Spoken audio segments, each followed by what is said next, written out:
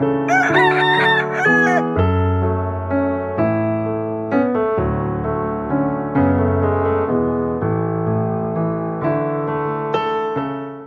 நாமத்திற்கு மகிமை உண்டாவதாக. திருச்சபையின் 58வது ஆண்டு நாளை நாம் நேற்றைய தினத்திலே நாம் காண கர்த்தர் நமக்கு கிருபை செய்தார். कलीसिया के 58 साल को देखने के लिए प्रभु ने हमें अनुग्रह किया, इससे प्रभु को धन्यवाद. அந்த தினத்தை நாம் இந்த பரிசுத்த நாளிலே நாம் ஆசரிக்கும்படியாக சபையாக நாம் கூடி வந்திருக்கிறோம். उस दिन को आज के दिन मनाने के लिए हम कलिसिया यहाँ पर जमा हुए हैं. புதிய எருசலேம் சபை எழும்பி 58 ஆண்டுகள் நிறைவடைந்தது. नए यरूशलेम कलिसिया की स्थापना करके 58 साल हो गई है. 1968 ஆண்டிலே 1968 में 4 பேர்களோடு தான் சபை எழும்பிட்டு 4 लोगों को मिलकर कलिसिया शुरू हुई. ஒன்று நம்முடைய தலைமை ஐயா, एक हमारे தந்தை, बड़े आया, என்னுடையதாவது தாய், मेरी माँ, பெரிய ஐயாவனுடையதாவது ஒரு சொந்தக்காரர், அதாவது ஒருவர் மார்க் என்பவர், मार्क करके जो बड़े आया का जो रिश्तेदार. இன்னொன்று 4 வந்து இஸ்ரவேல் என்ற ஒரு பழைய, அதாவது ரொம்ப பூர்வீக ஒரு விசுவாசி, और एक बहुत एक पुराना विश्वासी है इजराइल. இந்த அதாவது 4 பேரோடு புதிய எருசலேம் சபை எழும்பிட்டு ये 4 लोगों के साथ आके इस कलीसिया की स्थापना हुई करके देखते हैं. அதாவது ஆகஸ்ட் 8 1968க்கு முன்பு, अगस्त 8 1968 से पहले திருச்சபையின் அதாவது தலைமை ஐயா அவர்கள் வேறொரு அதாவது ஊழியத்தின் அதாவது ஐக்கியத்தில் அவர்கள் இருந்தார். किसी और के संगति में थे. அது ஒரு அதாவது ஆக்கப்பூர்வமான ஒரு வேத உபதேசம் நிறைந்த சபைதான். वो एक कलीसिया जो है वो के शास्त्र के आधार पे आके वाके हुई है. என்றாலும் அந்த சபையில் ஏதாவது ஒரு குறை இருந்தது. लेकिन वो कलीसिया में एक कमी थी. அந்த சபையார் ஏதாவது ஆவியின் அபிஷேகத்தை ஒருபோதும் ஏதாவது ஏற்றுக்கொள்ளாதவர்கள். वो कलीसिया जो है कि पवित्र आत्मा का अभिषेक के बारे में मां के विश्वास नहीं करता. அபிஷேக அனுபவத்துடையவர்களை, आत्मिक अभिषेक का जो अनुभव जो है, அந்த ஏதாவது சபையில் உள்ள ஏதாவது ஊழியக்காரர்கள், उस कलीसिया का जो सेवक लोग தங்களுடைய ஏதாவது ஒவ்வொரு போதனைகளிலும், अपने हर एक के संदेश में, பிரசங்கங்களிலும், अपने प्रचार में ஆவியின் அபிஷேகத்தை எதிர்த்து பேசுகிறவர்கள், आत्मिक अभिषेक के खिलाफ बात करते हैं. அதை நம்முடைய ஏதாவது தலைமை ஐயா அவர்கள் பல ஆண்டுகளாக கவனித்துக் கொண்டிருந்தார். इसे कई साल से बड़े आके गौर कर रहे हैं. அவர்கள் வந்து ஏதாவது வெளிநாட்டிலிருந்து ஏதாவது ஒரு ஏதாவது மெக் கிரெகர் என்ற ஏதாவது ஒரு அமெரிக்கன் ஏதாவது ஒருத்தர் வந்திருந்தார். मैट ग्रेगर का एक विदेशी आया था. அந்த ஏதாவது வெளிநாட்டு ஏதாவது அந்த சபையினுடைய ஏதாவது வெளிநாட்டில் உள்ள ஒரு சூப்பரிண்டென்டென்ட், एक आके बाहर देश के सुपरिटेंडेंट है. அவர்களிடத்தில் ஏதாவது ஐயா ஏதாவது போய் வந்த ஏதாவது சபைக்காரர்கள் ஏதாவது கம்ப்ளைண்ட் செய்தார்கள். कलीसिया के बारे में शिकायत की. என்ன கம்ப்ளைண்ட் செய்தார்கள் என்றால், क्या शिकायत की? சபையினுடைய போதகத்திற்கு விரோதமாக ஏதாவது இந்த லாசர் பேசுகிறான் என்று ஏதாவது கம்ப்ளைண்ட் செய்தார். कलीसिया की शिक्षा के खिलाफ आके ये लाजर बात कर रहे हैं. அப்ப மெக்ரெகர் என்ன பண்ணிட்டார்னா, मैट ग्रेगर क्या किया? எல்லா ஊழியர்களையும் கூட்டி सारे सेवकों को बुलाकर லாசரை ஏதாவது சகோதரர் ஏதாவது பேசுகிறது சரியா, அதாவது வேத ஆதாரத்தின்படி சரியா சரி இல்லையா என்பதை ஏதாவது அவர் ஏதாவது அங்கே தெளிவுபடுத்தினார். जो इन्होंने जो कह रहे हैं वो सही है या गलत है करके इसके बारे में उनकी बहस हो रही है. இந்த ஏதாவது மெக் கிரெகர் என்றதாவது அமெரிக்கன், ये मैट ग्रेगर இவர் வந்து ஏதாவது ஒரு பாரம்பரிய சபையின் ஏதாவது ஒரு பெரிய ஏதாவது மூப்பராக அமெரிக்காவில் இருந்தவர். एक अमेरिका में एक पारंपरिक कलीसिया का एक बुजुर्ग के दर्जे में थे. பல ஆண்டுகளாக நம்முடைய ஏதாவது பெரிய ஐயாவுக்கும் ஏதாவது அவர்கள் ஏதாவது போய் வந்ததாவது சபையினருக்கும் ஏதாவது பல ஏதாவது உபதேச ஏதாவது குளறுபடிகள் வாக்குவாதங்கள் உண்டாயிற்று. उनके बारे में आके इनका और बड़े के कई बार आके उसके बारे में बहस भी हुई करके हम देखते हैं. இவர்களுக்கு ஏதாவது அந்த சபையில் இருந்த போதிலும், उस कलीसिया में होने के बावजूद பெரிய ஐயா அவர்களுக்கு வந்து ஏதாவது அந்த அனுபவம் ஏதாவது அவர்களுக்கு ஏதாவது உண்டாக ஆரம்பித்தது. जो बड़े को कुछ अनुभव जो उनको मिली है, அந்த அனுபவத்தில் ஏதாவது அந்த அனுபவம் ஏதாவது வேத ஆதாரத்தின்படி அந்த அனுபவம் சரிதான், वो अनुभव जाके जो शास्त्र के जाके मुताबिक सही है, வேத சத்தியத்திற்கு மாறாக அது இல்லை, शास्त्र के विरुद्ध या खिलाफ नहीं है. அந்த அனுபவத்தை அவர்கள் வளர்த்து பார்த்து கொண்டார்கள். उस अनुभव को उन्हें आके सब बढ़ावा दिया। ஆவியானவர் ஏதாவது நம்முடைய ஏதாவது ஐயாவை ஏதாவது நிரப்ப ஆரம்பித்தார். पवित्र आत्मा उन्हें आके उन्हें अपने आत्मा से भरा। அந்த ஏதாவது அதிகாரத்தோடு ஏதாவது அவர் ஏதாவது பற்பல ஏதாவது அற்புத அடையாளங்களை उस अधिकार से कई अद्भुत काम करने लगे। அதாவது அதிசயங்களை ஏதாவது வியாதியஸ்தர்களை சுகப்படுத்துவது, अद्भुत काम करने लगे, चंगाई उनके जरिए प्रभु ने करने लगे வேலைகளை தீவிரமாக இந்த காலங்களில் और அவர் செய்து வந்தார். कार्य भी उनके जरिए प्रभु करता रहा। திடீரென்று ஏதாவது ஐயாவிடம் ஏதாவது ஆண்டவர் ஏதாவது பேச ஆரம்பித்தார். अचानक प्रभु आके उनसे बात करने लगे। என் மகனே, என்னுடைய சபையை நீ ஏதாவது எழுப்ப வேண்டும், அதை கட்டு என்று சொல்லி. बेटा मेरा कलिशा को तू उठाना है। அப்ப இவர்கள் ஏதாவது ஆண்டவரிடம் கேட்டார்களாம். उन्होंने प्रभु से पूछा, ஆண்டவரே, हे प्रभु, ஆயிரக்கணக்கான டினோமினேஷன் இருக்கிறது, हजारों कलिसिया है, இந்த டினோமினேஷன் மத்தியில इस बीच இன்னொரு சபையா? और एक कलिसिया क्या? எதற்கு இன்னொரு சபை? क्यों और एक कलिसिया? என்று ஏதாவது ஆண்டவரோடு ஏதாவது அவங்களுக்கு ஏதாவது தர்க்கம், ஏதாவது 9 ஏதாவது மாதங்களாக 9 महीने के उनका जो आके प्रभु के साथ आके इस प्रकार आके बहस चलता रहा, बात विवाद चलता रहा, ஏதாவது நீடித்து வந்தது. ये चलता रहा 9 महीने। கடைசியில் ஏதாவது ஆண்டவர் மேற்கொண்டார். फिर प्रभु आके जीता, கண்டிப்பாக நீதான் என்னுடைய சபையை கட்ட வேண்டும். यकीनन तू ही कलिसिया को அப்ப சபையை கட்ட வேண்டும் என்றால் ஏதாவது சபையானது ஏதாவது தனித்து ஏதாவது ஒரு தனி சபை என்று சொல்லி ஏதாவது அல்ல. कलिसिया कहा जाए तो अलग करके नहीं है।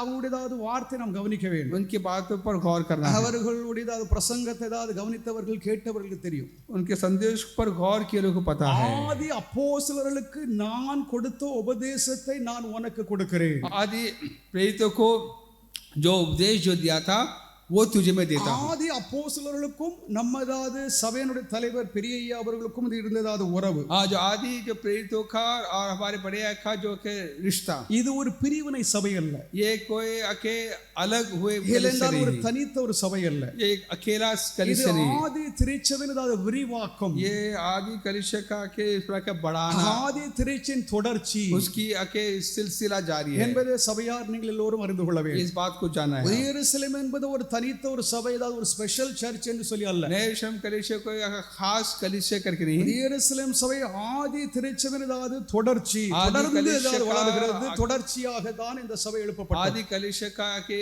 एक दोहराना है। அது மாத்திரமல்ல, ஏதாவது சபையினுடைய விரிவாக்கம், आज कलीसिया का जो के जो बढ़ोतरी, ஆண்டவர் ஏதாவது இந்த சபை கட்டும்படியாக இந்த ஊழிய பணியை, அந்த அதிகாரத்தை ஆண்டவர் அவர்களுக்கு கொடுத்தார். कलीसिया की जाके जो चलाने के लिए अधिकार प्रभु ने दिया। ஆதி அப்போஸ்தலர்களுக்கு ஏதாவது நடப்பித்த ஏதாவது செயல்கள், आदि प्रेरितों ने जो कारनामा किए, ஆதி அப்போஸ்தலர்கள் ஏதாவது இயேசுவிடம் ஏதாவது பெற்ற உபதேசங்கள், आदि प्रेरितों ने जो क्रिया किए, அதில் சிலவற்றை ஏதாவது அவர்கள் தன்னுடைய ஏதாவது சபையின் ஏதாவது அஸ்திவார உபதேசமாக வைத்திருந்தார். वो आके उसके जाके नेव के उपदेश थी। இப்போ அது ஏதாவது நம்ம கிட்ட ஏதாவது எழுத்துலங்க இல்ல. यहाँ पर के बोर्ड असर लिखा तो नहीं कहा। அதாவது பத்திரிகையில் ஏதாவது நீங்கள் ஏதாவது ஒவ்வொரு மாதத்திலும் ஏதாவது வெளியாக பத்திரிகையில் ஏதாவது அந்த 7 அஸ்திவார உபதேசம் ஏதாவது எழுதப்பட்டிருக்கும். जो महीने के जो मैगजीन जो आती है उसमें लिखी है।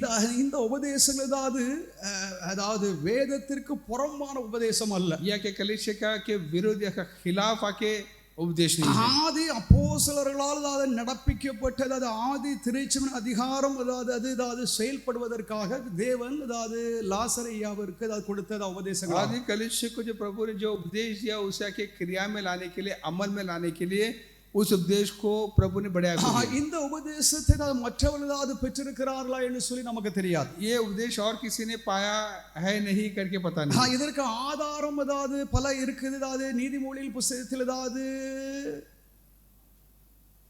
ஞானத்தினால் அதாவது வீடு கட்டப்படுகிறது. जो अकलमंदी से घर बांधा जाता है, அதில் அதாவது 7 தூண்கள் அதனுடைய ஆதாரம் என்று சொல்லி ஒரு வாக்கியம் இருக்கிறது. 7 आके बुनियाद है करके देखते हैं। கர்த்தருடைய சபை அதாவது அந்த 7 அஸ்திவார அதாவது உபதேசங்கள் அதாவது கட்டப்பட்டதாவது எழும்பியது. 7 नेव में बुनियाद में आके कलीसिया खड़ी है। இந்த 4 பேரோடு எழுப்பப்பட்ட சபை, ये 4 लोगों को मिलकर प्रभु ने जो कलीसिया उठाया। இப்பொழுது பல்லாயிரக்கணக்கான ஜனங்கள் அதாவது இந்தியா தேசம் முழுவதும் இருக்கிறாங்க. अभी 1000 लोग आके आए करके देखते हैं। ஒவ்வொரு மாநிலங்களிலும் இந்த சபை இருக்கிறது. हर एक क्षेत्र में है। அதில் அதாவது விசேஷமாக தமிழ்நாடு, खास करके तमिलनाडु அதில் அதாவது கேந்திரமாக இருக்கிறது. एक केंद्र है जैसा। அது எங்கே எழுப்பப்பட்டது என்றால் कहां पर आके उठी? தமிழ்நாட்டில் எழுப்பப்படவில்லை, तमिलनाडु में नहीं, அது பாம்பேயில் मुंबई में हुई थी। அதில் பாம்பேயில் ஏதாவது முற்காலங்கள் ஏதாவது இந்த சால் வீடுகள் ஏதாவது சின்ன சின்னதாவது குடிசை வீடுகள் அதாவது அப்படிப்பட்டதா ஒரு இடத்துல उस जमाने में एक चॉल सिस्टम थी, அங்கே தான் அதாவது கர்த்தரதாவது பெரிய ஐயாவோடு அதாவது பேசி உரையாடி वहां पे प्रभु ने की बड़े से बात की है। இந்த ஊழியத்தை ஆரம்பிக்கும்படியாக இயேசுவானவர் அவரை அதாவது अब அதிகாரப்படுத்தினார். अपने ये हुक्म दिया कि इस सेवा को ताकि शुरू करें। இந்த அதாவது ஆரம்பம் அதாவது அற்பமாக இருந்தது. ये बहुत ही शुरुआत आके बहुत छोटी थी। காலங்களிலே அதாவது பலதாவது கிறிஸ்துவ தலைவர்கள் அதாவது காளான மாதிரி அதாவது முளைச்செலும்பி இருக்கிறான். ये दुख अचानक उड़ गया करके கொஞ்ச காலத்துல ஏதாவது இது மாண்டு பேரும் இந்த செத்து பேரும் அப்படின்னு थोड़े दिन में சொல்லி கனவு கண்டானு எல்லாரும் பேசினாங்க. थोड़े दिन में आके खत्म हो जाएगा ये कहा बात की, அப்படி அல்ல. ऐसा नहीं இது தேவனால் எழுப்பப்பட்டிருந்தால் प्रभु से उठाया तो மனிதன் ஏதாவது ஒருவராயிலும் அதாவது அதை ஏதாவது ஒழிக்க முடியாது. इंसान कोई भी उसे मिटा नहीं सकता। ஹalleluya. இது தேவனால் எழுப்பப்பட்டிருக்கிறது நிமித்தம் ये प्रभु से उठाया गया। மனிதர்களாகி நாம் அதாவது குறை உள்ளவர்கள் தான். हम इंसान आके हम अधूरे நாம் हैं, எல்லோரும் பாவம் செய்கிறோம், हम सब गुनाह நாம் करते எல்லோரும் हैं, தவறுகிறோம், हम सब चूकते நாம் हैं। எல்லோரும் அதாவது ஐக்கியத்தை அதாவது விரும்புகிறோம், சிலர்கள் அதை விரும்புகிறது இல்லை. हम लोग आके मेल मिलाप चाहते हैं, இது कुछ नहीं உலகத்தில் चाहते இருக்கும் हैं। காலம் வரைக்கும் அதாவது இந்த குறைபாடு நம்மிடம் இருக்கத்தான் ये செய்யும். कमियां हमारी जिंदगी भर रहेंगी। இயேசு நிறைவுள்ளவர், यीशु भरपूर है, இயேசு அதாவது மகிமையானவர். यीशु महिमा அவர் है, தம்முடைய சபை கட்டுகிறார். अपने कलीसिया को बांधता है। 2014 ஆண்டிலே ஐயா தங்களுடைய ஏதாவது பணியை ஏதாவது நிறைவேற்றி தேவனிடம் அதாவது சேர்ந்து விட்டார். 2014 में प्रभु बड़े ने इस प्रकार सेवा को खत्म கடந்த करके அதாவது 10 ஆண்டு காலமாக ஏதாவது சபை ஏதாவது பெரிய குழப்பத்தில் இருக்கிறது. 10 साल जो हो गई है कलीसिया में कई आगे गड़बड़ियां हैं, ஆகிலும் तो भी என்றாலும் तो भी சபையிலிருந்து ஒருவன் ஏதாவது வெளியே போய் कलीसिया से बाहर जाकर ஒரு விசேஷித்த வேறொரு ஊழியத்தையோ कोई आगे खास सेवा करके விசேஷித்த வேறொரு பணியை ஏதாவது ஒருவரும் ஏதாவது या நிறைவேற்ற कोई अलग सेवा करके कोई नहीं करता, செய்ய முடியாது. नहीं कर सकते। பெரியயா சொல்வாங்க, बड़े कहते हैं சபையில் அதிகாரம் பெற்ற ஊழியர்கள் कलीसिया में जो अधिकार जो पाए सेवक தீர்க்கதரிசிகளாக இருக்கட்டும், नबी हो सकता है, சுவிசேஷகர்களாக या இருக்கட்டும், खुशखबरी सुनाने वाले हो सकते हैं, चरवाहा हो सकता है, शिक्षक हो सकता है। இங்கே அதிகாரம் பெற்று இங்கே ஏதாவது தேவனுடைய ஏதாவது கிருபையும் வரங்களையும் பெற்றவர்கள் यहाँ पर जो वरदान जो पाए हैं வெளியில் அவர்கள் செய்ய முடியாது. बाहर नहीं कर सकते। அவர்கள் ஏதாவது சபை விட்டு போனால் कलीसिया से बाहर जाएंगे तो அவர்கள் மாத்திரம் தான் போவார்கள். वही जाएंगे, அவர்களுக்கு தேவன் கொடுத்த வரங்கள் சபையோடு தான் தங்கி இருக்கும். वरदान जो यहाँ पर ही रहेंगे। ஹalleluya. हालेलुया। ஆதலால் கர்த்தர் தம்முடைய சபை ஏதாவது இந்நாள் வரைக்கும் கட்டி வருகிறார். कलीसिया अब तक को प्रभु बांध रहा है। நம்மை ஏதாவது சபையோடு இணைத்து நாம் குடும்பமாக நம்ம ஏதாவது கர்த்தருடைய சபையோடு சேர்க்க हम परिवार के कलीसिया के साथ आके बांध दिए जाते हैं। புதிய எருசலேம் சபையில் ஏதாவது ஒரு குடும்பம் இருந்தால் அதாவது குடும்பம் அதாவது பிரதர் சிஸ்டர் பிள்ளைகள் எல்லாரும் சேர்ந்து தான் இருப்பாங்க. नए यरूशलेम कलीसिया का परिवार कहे जाए तो सब वहाँ पर उसमें मिल जाते हैं। அபூர்வமாக ஏதாவது தனித்து வேறு சபைகளில் ஏதாவது இருக்கலாம், अलग करके जो कलीसिया हो सकता है। கர்த்தர் தம்முடைய சபை கட்டுகிறார், प्रभु अपना कलीसिया बांधता है, கர்த்தர் தம்முடைய சபை எழுப்புறது நிமித்தம் अपना कलीसिया बांधता है, इसलिए நாம் எல்லோரும் பாக்கியசாலி. हम सब के தேவன் நம்மை भाग्यशाली है। ஆசீர்வதிக்கிறார், நம்மை प्रभु ने आशीष ஏதாவது किया है, வழிநடத்துகிறார். अब तो चला रहा है। கர்த்தர் தான் சபையின் மூலமாக ஏதாவது பெரிய ஏதாவது காரியங்களை செய்து प्रभु வந்தார். कलीसिया से कई बड़े बड़े कार्य कर रहा है। பாம்பேலே எழுப்பப்பட்ட சபை मुंबई में जो आके शुरू हुई, ஐயா அவர்கள் अय्या जो है இங்கிருந்து ஊழியர்களை ஏதாவது தென்னகத்திற்கு அனுப்பினார். यहाँ से आके जो इस प्रकार के दक्षिण में अपने सेवकों को वो भेजा। தென்னகத்திற்கு எப்படி அனுப்புனாங்க தெரியுமா? कैसा भेजा? ஐயா சும்மா ஏதாவது வெட்டியாக இருக்கவில்லை, सिर्फ ऐसा आके सिर्फ बिना काम काज के नहीं ஒரு थे। நல்ல இன்ஜினியரிங் ஏதாவது கம்பெனியில் ஏதாவது பெரிய ஆபீசராக ஏதாவது பணியாற்றினார். कंपनी में इंजीनियरिंग कंपनी में आके काम कर रहे थे, வெகுவாக சம்பாத்தியம் பண்ணினார். अच्छा कमाया, அந்த பணம் எல்லாம் ஏதாவது சபைக்காக ஏதாவது वो कमाए आके कलीसिया के खर्च किए। தென்னகத்திற்கு ஏதாவது செல்ல வேண்டிய ஊழியர்கள் ஏதாவது அவர்களை அனுப்பி ஏதாவது பண உதவி செய்து ஊழியங்களை வளர்க்க ஏதாவது இவர்கள் ஏதாவது கிரியை செய்தார். पैसे की मदद देकर उन्हें दक्षिण में सेवा करने के लिए उनको भेजा। முதல் ஏதாவது கிளை சபை ஏதாவது தானாவில் எழும்பிட்டு, पहला जो शाखा जो है ब्रांच जो है कि थाने में, திருச்செவின் ஏதாவது சபையினுடைய ஏதாவது முதல் கிளை தானா சபை, पहला जो शाखा जो है जो आगे ब्रांच है कि அதை थाना है। தொடர்ந்து தான் தமிழ்நாட்டில் மகிழ்ச்சிபுரம், उसके बाद मगिलचीपुरम तमिलनाडु में, மகிழ்ச்சிபுரத்திற்கு பின்பாக ஏதாவது வள்ளியூர், उसके बाद वल्लियोर, என்ற ஏதாவது பற்பல இடங்களிலே ஏதாவது விரிவடைய ஆரம்பிச்சு. से कई कलीसिया के उठने लगे। ஒவ்வொரு ஏதாவது ஜில்லாக்கள், ஒவ்வொரு ஏதாவது டிஸ்ட்ரிக்ட், ஏதாவது ஒவ்வொரு ஏதாவது டவுன்ஸ், ஏதாவது குக்கிராமங்கள் எல்லா இடங்களிலும் சபை ஏதாவது हर जिला में, डिस्ट्रिक्ट में, गांव में कलीसिया उठी। சபை ஏதாவது எல்லோரும் ஏதாவது ஒரு சந்தேகத்தோடு தான் பார்த்தார்கள். एक शक की नजर से कलीसिया को देखने இது लगे, உண்மையிலேயே தான் கர்த்தருடைய சபைதானா? वाकई प्रभु का कलीसिया है क्या? அவர்கள் வெளியில் சந்தேகப்பட்டு கொண்டிருந்தவர்கள் உள்ளே வந்து பார்த்த உடனே बाहर जो शक की नजर से देख करके அவருடைய अंदर आकर சந்தேகம் देखे, போயிட்டு उनकी शक दूर हुई, அவர்கள் விசுவாசிகளாக वो மாறினார்கள். विश्वास किए, அவர்கள் தேவனுடைய ஏதாவது பிள்ளைகளாக தான் प्रभु के மாறினார்கள். बच्चे बने। தேவன் தான் சபையின் மூலமாக கிரியை செய்தார். प्रभु कलीसिया के जरिए प्रभु क्रिया किया करता है ஏராளமான அற்புதங்கள் அடையாளங்கள் ஏராளமான அதாவது சுகங்கள் அதாவது ஞானஸ்நானங்கள் कई अद्भुत काम करके कई चंगाइयां बपतिस्माएं கோடிக்கணக்கான ஜனங்களுடைய பாவங்கள் மன்னிக்கப்பட்டு பாவத்திலிருந்து விடுதலை हजार लोगों का जो कि गुनाह माफ किए गए அநேக ஆசீர்வாதங்களும் அதாவது சொல்லிக்கிட்டே போலாம் कई आशीर्वाद को हम कहते जा सकते हैं கர்த்தர் தம்முடைய சபையை ஆசீர்வதித்து வந்தார் प्रभु पर कलीसिया को आशीष कर இப்ப रहा है நாம் அதாவது இங்கே அதாவது தாராவி சபை அதாவது ரொம்ப ஆண்டுகளாக அதாவது 30 ஆண்டுகளுக்கு மேலாக சபை அதாவது ஒரு கிளையாக இங்கே கொண்டிருக்கிறது 30 साल से भी ज्यादा के एक शाखा करके धारावी के कलीसिया के है देखते हैं நான் அதாவது இங்கே தாராவி ஊழியத்திற்கு என்னை அதாவது ஐயா அப்பா அவர்கள் அதாவது நியமிப்பதற்கு முன்னதாக जो मैं यहाँ पर सेवा में आने से पहले ही आया है இந்த ஊழியத்திற்கு யாரும் பெர்மனன்ட் ஊழியர்களே கிடையாது यहाँ पर परमानेंट नहीं थे அவங்க வருவாங்க போவாங்க आते जाते हैं இங்கே உள்ளதாவது ஜனங்கள் ஐயா கிட்ட அதாவது பிரார்த்தனை பண்ண ஆரம்பிச்சிட்டாங்க यहाँ के लोग आके उनसे ஐயா से आके पूछने ஐயா लगे எங்களுக்கு நிரந்தரமான ஒரு ஊழியரை போடுங்க हमको एक फिक्स एक ஊழியரை सेवक चाहिए போடுங்க ஊழியரை போடுங்கன்னு சொல்லிட்டு அதாவது சொல்லிட்டு இருந்தாங்களே ऐसे ஒழிய कह रहे थे அதாவது இங்கே ஏதாவது ஒரு நிரந்தரமான ஊழியர் இதை ஏற்படுத்தப்படவில்லை आके परमानेंट आके एक सेवक यहाँ पर नहीं रखे 2005 ஆண்டிலே 2005 में கர்த்தர் அதாவது என்னை இந்த ஏதாவது சபையின் ஊழியனாக கர்த்தர் அபிஷேகம் प्रभु ने यहाँ पर के प्रभु का सेवा करके यहाँ पर मुझे अभिषेक ஹalleluya हालेलुया 2005 ஆண்டு 2005 அவர் ஏதாவது சர்ச் டே அந்த அதாவது ஆராதனைக்கு பின்பு आराधना के बाद जो है நான் முதல் முறையாக இங்கே தான் ஊழியத்திற்கு मैं வந்தேன் पहली बार यहाँ पर आया सेवा அப்ப முதல் என்னுடைய ஊழியம் எங்கே ஆரம்பிச்சு தெரியுமா मेरा शुरुआत कहाँ से हुई ஒரு பர்த்டே ஏதாவது ஒரு ஃபங்க்ஷனில் அது ஆரம்பிச்சு एक आके जन्मदिन के साथ शुरू हुई அதாவது ஒரு விசுவாசி குடும்பத்தார் ஐயா வந்து ஏதாவது பிள்ளை ஆசீர்வதிக்கிறேன்னு சொல்லி சொன்னாங்க एक विश्वासी परिवार के मेरे बच्चों को आशीष அதுதான் என்னுடைய அதாவது முதல் தாராவி ஊழியம் ஆரம்பம் मेरा पहला सेवा का शुरुआत அது முதற்கொண்டு அதாவது கர்த்தர் அதாவது இந்த ஊழியத்தை அடியான் செய்து வர अब तक के सेवा करने के लिए प्रभु अनुग्रह कर रहा है ஏராளமான அதாவது ஜனங்களுக்கு அதாவது ஜெபிக்கவும் கர்த்தருடைய சுகத்தை அதாவது ஜனங்கள் பெறவும் कई लोग को जाके प्रभु का लोगों के लिए प्रार्थना करना ஞானஸ்நான கூட்டங்களை நடத்தவும் बपतिस्मा का सेवा चलाना பற்பல தேவனுடைய அதாவது பணிகளை செய்ய கர்த்தர் என்னை कई பலப்படுத்தி सेवा को करने के प्रभु मुझे आके हिम्मत दे रहा है இந்த அதாவது அருமையான அதாவது நாளிலும் इस खास दिन में 58வது ஆண்டு நிறைவுதாவது நாளை இந்த தினத்திலே நாம் அதாவது கொண்டாடுவோம் 58 साल को मनाने के लिए हम आए हैं சபையின் அதாவது பல கலைகளிலே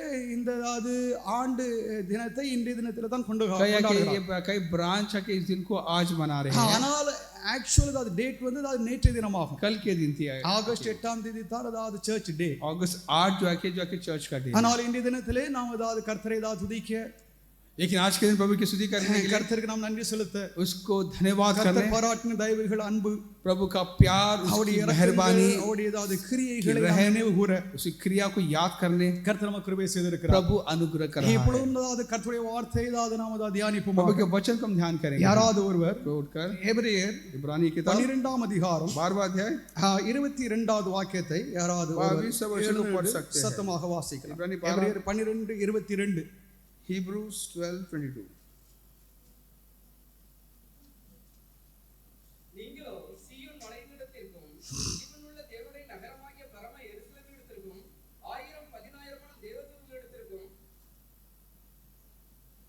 போதும் தேவனுடைய நாமத்திற்கு ஸ்தோத்திரம் प्रभु के नाम की महिमा हो இங்கே எபிரேயர் 12ஆம் அதிகாரம் 22வது या வாக்கியம் इब्रानी की किताब 12वां अध्याय के 22वां वचन நீங்களோ சீயோன் மலையினிடத்திற்கும் ஜீவனுள்ள தேவனுடைய நகரமாகிய பரம எருசலேமிடத்திற்கும் 1000-10,000 தேவதூதர்களிடத்திற்கும் வந்து சேர்ந்தீர்கள் என்று இங்கே எழுதப்பட்டிருக்கிறது यहाँ पर ऐसा कि बल्कि तुम सिय्योन के पहाड़ और जिंदा खुदा का शहर यानी आसमानी यरूशलेम के पास और लाखों फरिश्तों के पास आए करके देखते हैं நீங்களோ என்றால் யார் तुम यानी कौन ஆதி சபை आदि कलिसिया கிறிஸ்துவை தான் விசுவாசித்து கிறிஸ்துவை பின்பற்றின விசுவாச கூட்டத்தார் मसीह पर विश्वास करके उसके पीछे चलने वाले उस के भीड़ के बारे में लिखा है சீயோன் மலையினிடத்திற்கும் सिय्योन पहाड़ இது எந்த சீயோனை குறிக்கிறது इसकी सिय्योन के बारे में कहती है இது பழைய ஏற்பாட்டில் ஒரு சீயோன் இருக்கிறது पुराने नियम में एक सिय्योन है புதிய ஏற்பாட்டில் ஏதாவது ஒரு சீயோனை குறித்து ஏதாவது இந்த எழுத்தாளர் எழுதுகிறார் नया नियम में एक और एक सिय्योन के बारे में यहाँ पर जो राइटर लिखता है இது ஏதாவது பழைய சீயோன் அல்ல ये पुरानी सिय्योन नहीं है சீயோன் என்பது ஏதாவது ஜியோகிராபிக்கல் ஏதாவது இடம் ஏதாவது அதாவது இடன் ரீதியாக आज जो सियोन जो जायन जो कहते हैं அதாவது எருசலேமுக்கு அதாவது மேற்பகுதியில் உள்ள ஒரு சின்ன குண்டா ऊपरी क्षेत्र का उस जगह को दिखाता है அதைத்தான் இஸ்ரவேலர் அதாவது சீயோன் மலை சீயோன் மலை சீயோன் மலை என்று சொல்லி அழைப்பார்கள் उसको सियोन के पहाड़ या कहते हैं அந்த சீயோனிடம் அதாவது இஸ்ரவேலர் அதாவது நம்பிக்கை உள்ளவர்களாக இருந்தார் उस सियोन पर आके लोग भरोसा रखते हैं அந்த சீயோனை उस सियोन को இங்கே ஏதாவது புதிய ஏற்பாட்டிலே इस नए नियम में அந்த சீயோனிடம் தான் நாம் வந்தோம் என்று சொல்லி ஏதாவது சொல்லவில்லை उस सियोन के पास आए करके नहीं कहता இந்த ஏதாவது சீயோன் ஆன்மீகமாக பரலோகத்தில் ஏதாவது நிறுவப்பட்டதாவது ஒரு ஸ்தலத்தை குறிக்கிறது ये आके आत्मिक नजरिए से के आसमान पर आके जाके वो आके हुआ करके देखते हैं அந்த சீயோன் மலை उस सियोन पहाड़ ஜீவனுள்ள தேவனுடைய நகரமாகிய அதாவது பரம எருசலேம் என்று இவர் எழுதுகிறார் जिंदा खुदा का शहर यानी आसमानी यरूशलेम करके देखते हैं அந்த சீயோன் वो सियोन பரமதாவது எருசலேம் என்றதாவது அவர் ஒப்பிட்டு वो பேசுகிறார் आसमानी आके यरूशलेम के साथ जोड़ता है அதையிடம் அதாவது இயேசுவை அதாவது விசுவாசிக்கிறவர்கள் வந்திருக்கிறார்கள் சபையாக எழும்பியிருக்கிறார்கள் என்று அதாவது இந்த எழுத்தாளர் उसके எழுதுகிறார் पास आगे कलिशा करके आया करके देखते हैं தேவனுடைய நாமத்திற்கு மகிமை प्रभु के உண்டாவதாக नाम की महिमा हो இந்த தினத்தில் அதாவது நாம் தியானிக்க இருக்கும் செய்தியின் தலைப்பு என்னவென்றால் आज का जो के विषय क्या है திருச்சபை எங்கே இருந்து வந்தது कलिशा कहाँ से आई அது எவ்வாறு தொடங்கியது कैसा इसकी आके शुरुआत हुई அது ஏன் முக்கியமானது क्यों आके जरूरी है என்பதை நாம் அறிந்து கொள்ள வேண்டும் इसे जानना है திருச்சபை எங்கே இருந்து வந்தது कहाँ से कलिशा आया அது எவ்வாறு தொடங்கியது कैसे इसकी शुरुआत हुई அதன் முக்கியத்துவம் ஏதாவது என்ன इसकी என்பதை நாம் அறிந்து கொள்ள ये வேண்டும் क्या करके उसका ध्यान करना है தேவனுடைய நாமத்திற்கு மகிமை प्रभु के உண்டாவதாக नाम की महिमा हो மத்தேயு 16ஆம் அதிகாரம் 18வது வாக்கியத்திலே मत्ती 16:18 में கர்த்தராகிய இயேசு கிறிஸ்து அதாவது தம்முடைய சபையை கட்டுவேன் என்ற ஒரு வாக்குத்தத்தம் பண்ணினார் प्रभु ने वादा किया कि मैं अपने कलीसिया बांधूंगा இந்த வாக்குத்தத்தம் ये वादा பிதாவாகிய தேவனால் முன்குறிக்கப்பட்டு முன் தீர்மானிக்கப்பட்டதாக प्रभु पिता परमेश्वर ने इसकी इरादा किया कि देखते हैं அதை குமாரனாகிய இயேசு கிறிஸ்து அதை பூமியிலே அதை நிறுவினார் और प्रभु यीशु ने उसका अंजाम दिया देखते हैं பரிசுத்த ஆவியின் வல்லமையினால் இந்த சபை அதாவது இன்னும் நிலைத்திருக்கிறது என்று வேதம் நமக்கு அதாவது கற்பித்து தருகிறது पवित्र आत्मा के सामर्थ्य से आके अब तक कलीसिया के है करके देखते हैं இயேசு மத்தேயு 16ஆம் அதிகாரம் 18வது வாக்கியத்தை வாசிக்கலாம் मत्ती 16:18 को पढ़ेंगे हम நான் உனக்கு சொல்லுகிறேன் நீ பேதுருவாய் இருக்கிறாய் இந்த கல்லின் மேல் என் சபையை கட்டுவேன் பாதாளத்தின் வாசல் அதை மேற்கொள்வதில்லை தேவனுடைய நாமத்திற்கு மகிமை प्रभु के नाम की महिमा हो இந்த கல்லின் மேல் நம்முடைய சபையை கட்டுவேன் इस पहाड़ पत्थर पर मैं अपना कलीसिया बांधूंगा இந்த கல் என்பது ये पत्थर அது यानी ஒருபோதும் அதாவது மாறுவது இல்லை वो कभी नहीं बदलता அந்த கல் என்னும் அஸ்திபாரம் அதாவது இயேசுவானவர் அதை அதாவது போட்டார் वो के नींव जो फाउंडेशन वो यीशु ने भेज डाला है இயேசுவின் மேல் தம்முடைய சபையை அதாவது தாம் கட்டுவதாக அங்கே அவர் வாக்களிக்கிறார் यीशु में वो आके कलीसिया बांधता है करके हम देखते हैं பெட்ரோஸ் பீட்டர் என்பது पेट्रोस यानी पीटर जो है ஒரு சிறிய पतरस ஒரு சிறிய கல் एक छोटा कंकड़ है இங்கே அதாவது இந்த கல் என்பது ये पत्थर जो है அது ஒரு பெரிய ये பாறையாகும் बड़ा पहाड़ है அப்ப இயேசுவின் चट्टान है। சபையை அந்த பாறையின் மேல் அவர் கட்டுவார் என்று சொல்லி அவர் வாக்குறுதி கொடுக்கிறார் इस पहाड़ पर अपना कलीसिया बांधूंगा प्रभु ने कहा இயேசு அதாவது எந்த ஒரு மனிதன் மேலும் தான் தம்முடைய சபையை கட்டவில்லை किसी इंसान पर प्रभु ने कलीसिया नहीं बांधता இயேசு பேதுருவின் மேல் தான் சபையை கட்டவில்லை पतरस पर प्रभु ने कलीसिया नहीं बांधा ஏனென்றால் அது பேதுரு அதாவது குறைபாடு உள்ளவர் क्योंकि पतरस कमजोर है அவர் பல விஷயத்தில் அதாவது அவிசுவாசம் உள்ளவராக कई இருந்தார் बातों पर कमजोर है देखते हैं அவர் அதாவது இயேசுவின் வல்லமை தான் அறிந்திருந்தும் வல்லமை தான் அவர் அதாவது நிராகரிக்கிறவராக यीशु के இருந்தார் सामर्थ को जानकर भी उसे आके इनकार किया देखते हैं அதனால தான் சிலர்கள் சொல்லுகிறது மாதிரி इसी जैसे कहते हैं कुछ लोग ஆண்டவர் தம்முடைய திருச்சபை அதாவது பேதுருவின் மேல் தான் கட்டினார் और प्रभु ने अपने कलीसिया को पतरस पर बांधा है करके பீட்டர் என்ற பெட்ராவின் மேல் அல்ல पीटर करके पेट्रोस पर नहीं அதாவது பெட்ராஸ் கற்பாறையின் மேல் தம்முடைய சபையை அதாவது அவர் கட்டுவேன் पेट्रोस यानी इस पहाड़ पर अपना कलीसिया बांधता है Petra Petros Petra Petros Peter அதாவது பெட்ரா पीटर जो है पतरस जो அந்த है பாறை அது பெட்ராஸ் ஆகும் वो पहाड़ जो है कि पेट्रोस है ஒரு சிறிய கல் அந்த பாறையின் மேல் அதாவது வைக்கப்படுகிறது एक छोटी कंकड़ जो है कि पहाड़ पर रखी जाती है இயேசு தம்முடைய அதாவது பாடுகளினால் यीशु अपने दुख उठाने से அவருடைய பரிகார மரணத்தினால் अपने प्रायश्चित बलि से பாவத்தை அவர் பாவத்தையும் गुनाह को மரணத்தையும் मौत को பாதாளத்தையும் अर्धलोक को जहन्नुम அவர் को அதாவது ஒரு ஜெயம் கொண்டார் वो जीता है இங்கே இயேசு சொல்கிறார் यहाँ पे यीशु कहते हैं அந்த ஏதாவது சபை ஏதாவது பாதாளத்தை ஏதாவது மேற்கொள்ளும் वो कलीसिया जाके अर्धलोक को जहन्नुम को आके उस प्रकार को प्रबल होना करेगा இயேசு ஏதாவது அவர் ஏதாவது நடப்பித்த அந்த செயல்களின் அடிப்படையிலே जो यीशु के जो कारनामे के जो उस कार्य को ஆத்துமாக்களை ஏதாவது ரட்சிக்கும் இயேசுவின் மேல் சபை கட்டப்படுகிறது. जाने के उद्धार पाते कलीसिया जो कि यीशु पर बांधा जाता அப்ப है. இயேசுவின் மேல் கட்டப்படுகிறதா சபை என்றைக்காவது விழுந்ததா? आके यीशु पर जो बांधा गया कलीसिया कभी गिरा है क्या? அப்போஸ்தலர்கள் ஏதாவது சென்று போய் விட்டார்கள். प्रेरित चले गए, ஆதி சபை ஏதாவது கடந்து சென்று விட்டார்கள். आदि कलीसिया चले गए. ஆத்துமாக்கள் ஏதாவது அநேகம் ஏதாவது கோடிக்கணக்கான ஆத்துமாக்கள் அநேகம் பேர் ஏதாவது சென்று कई விட்டார்கள். आत्माएं चले गए. அப்படி என்றால் சபை ஏதாவது ஒளிந்து போயிட்டா? क्या कलीसिया के मिट गई क्या? சபை ஒருபோதும் ஒளிந்து போகவில்லை. कलीसिया हरगिज नहीं मिट सकती. சபை ஏதாவது கிறிஸ்துவின் மேல் ஏதாவது இன்னும் ஏதாவது அது ஜீவனோடு ஏதாவது உயிரோடு அது இருக்கிறது. कलीसिया अब भी मसीह में जिंदा है. பிதாவினால் இது முன் ஏதாவது தீர்மானிக்கப்பட்டதா? पिता से पहले से इसकी इरादा की गई है. குமாரனினால் அது பூமியிலே அது நிறுவப்பட்டது. बेटे के जरिए से के दुनिया में स्थापित की गई है. பரிசுத்த ஆவியினால் அது இன்னும் ஏதாவது ஏங்கி கொண்டிருக்கிறது. पवित्र आत्मा के जरिए अब भी दुनिया में जारी है. தேவனை விட்டு ஏதாவது தூரம் போய் இருக்கிற ஆத்துமாக்களை, प्रभु से दूर जो की जाने आत्माएं, கோடிக்கணக்கான ஆத்துமாக்களை இயேசுவின் மரணத்தினால் அவர் பிதாவோடு அவர் இணைக்கிறார். करोड़ों जो की आत्मा जो कि मसीह यीशु के जरिए से जोड़ता है. பிதாவோடு நாம் ஒப்புரவாகி पिता के साथ बना के रिकंसाइल होने, அந்த சபைதாவது தேவனுடைய சபையாக, प्रभु का कलीसिया தேவனுடைய प्रभु ராஜ்யமாக, के बादशाह இயேசுவானவர் அது பூமியிலே அதை நிறுவுகிறார். प्रभु के दुनिया में उसे स्थापित करता है. எல்லா உண்மையான கிறிஸ்தவர்களும், सच्चे मसीही, எல்லா உண்மையான கிறிஸ்தவர்களும் सच्चे मसीही जितने भी हैं, பாவ மன்னிப்பை பெற்று, गुनाह की माफी पाकर, ஞான ஸ்நானத்தை பெற்று, बपतिस्मा पाकर, ஆவியின் அபிஷேகத்தை ஆத்மிக பெற்ற எல்லா உண்மையான आत्मिक கிறிஸ்தவர்களும், अभिषेक पे हर एक मसीही लोग, இயேசுவை அது உண்மையோடு பின்பற்றுகிற அனைவரும், सच्चे दिल से मसीह के पैर भी करने वाले, அவர்கள் எல்லோரும் சபைதான். वो सब कलीसिया है. ஹalleluya. हालेलुया.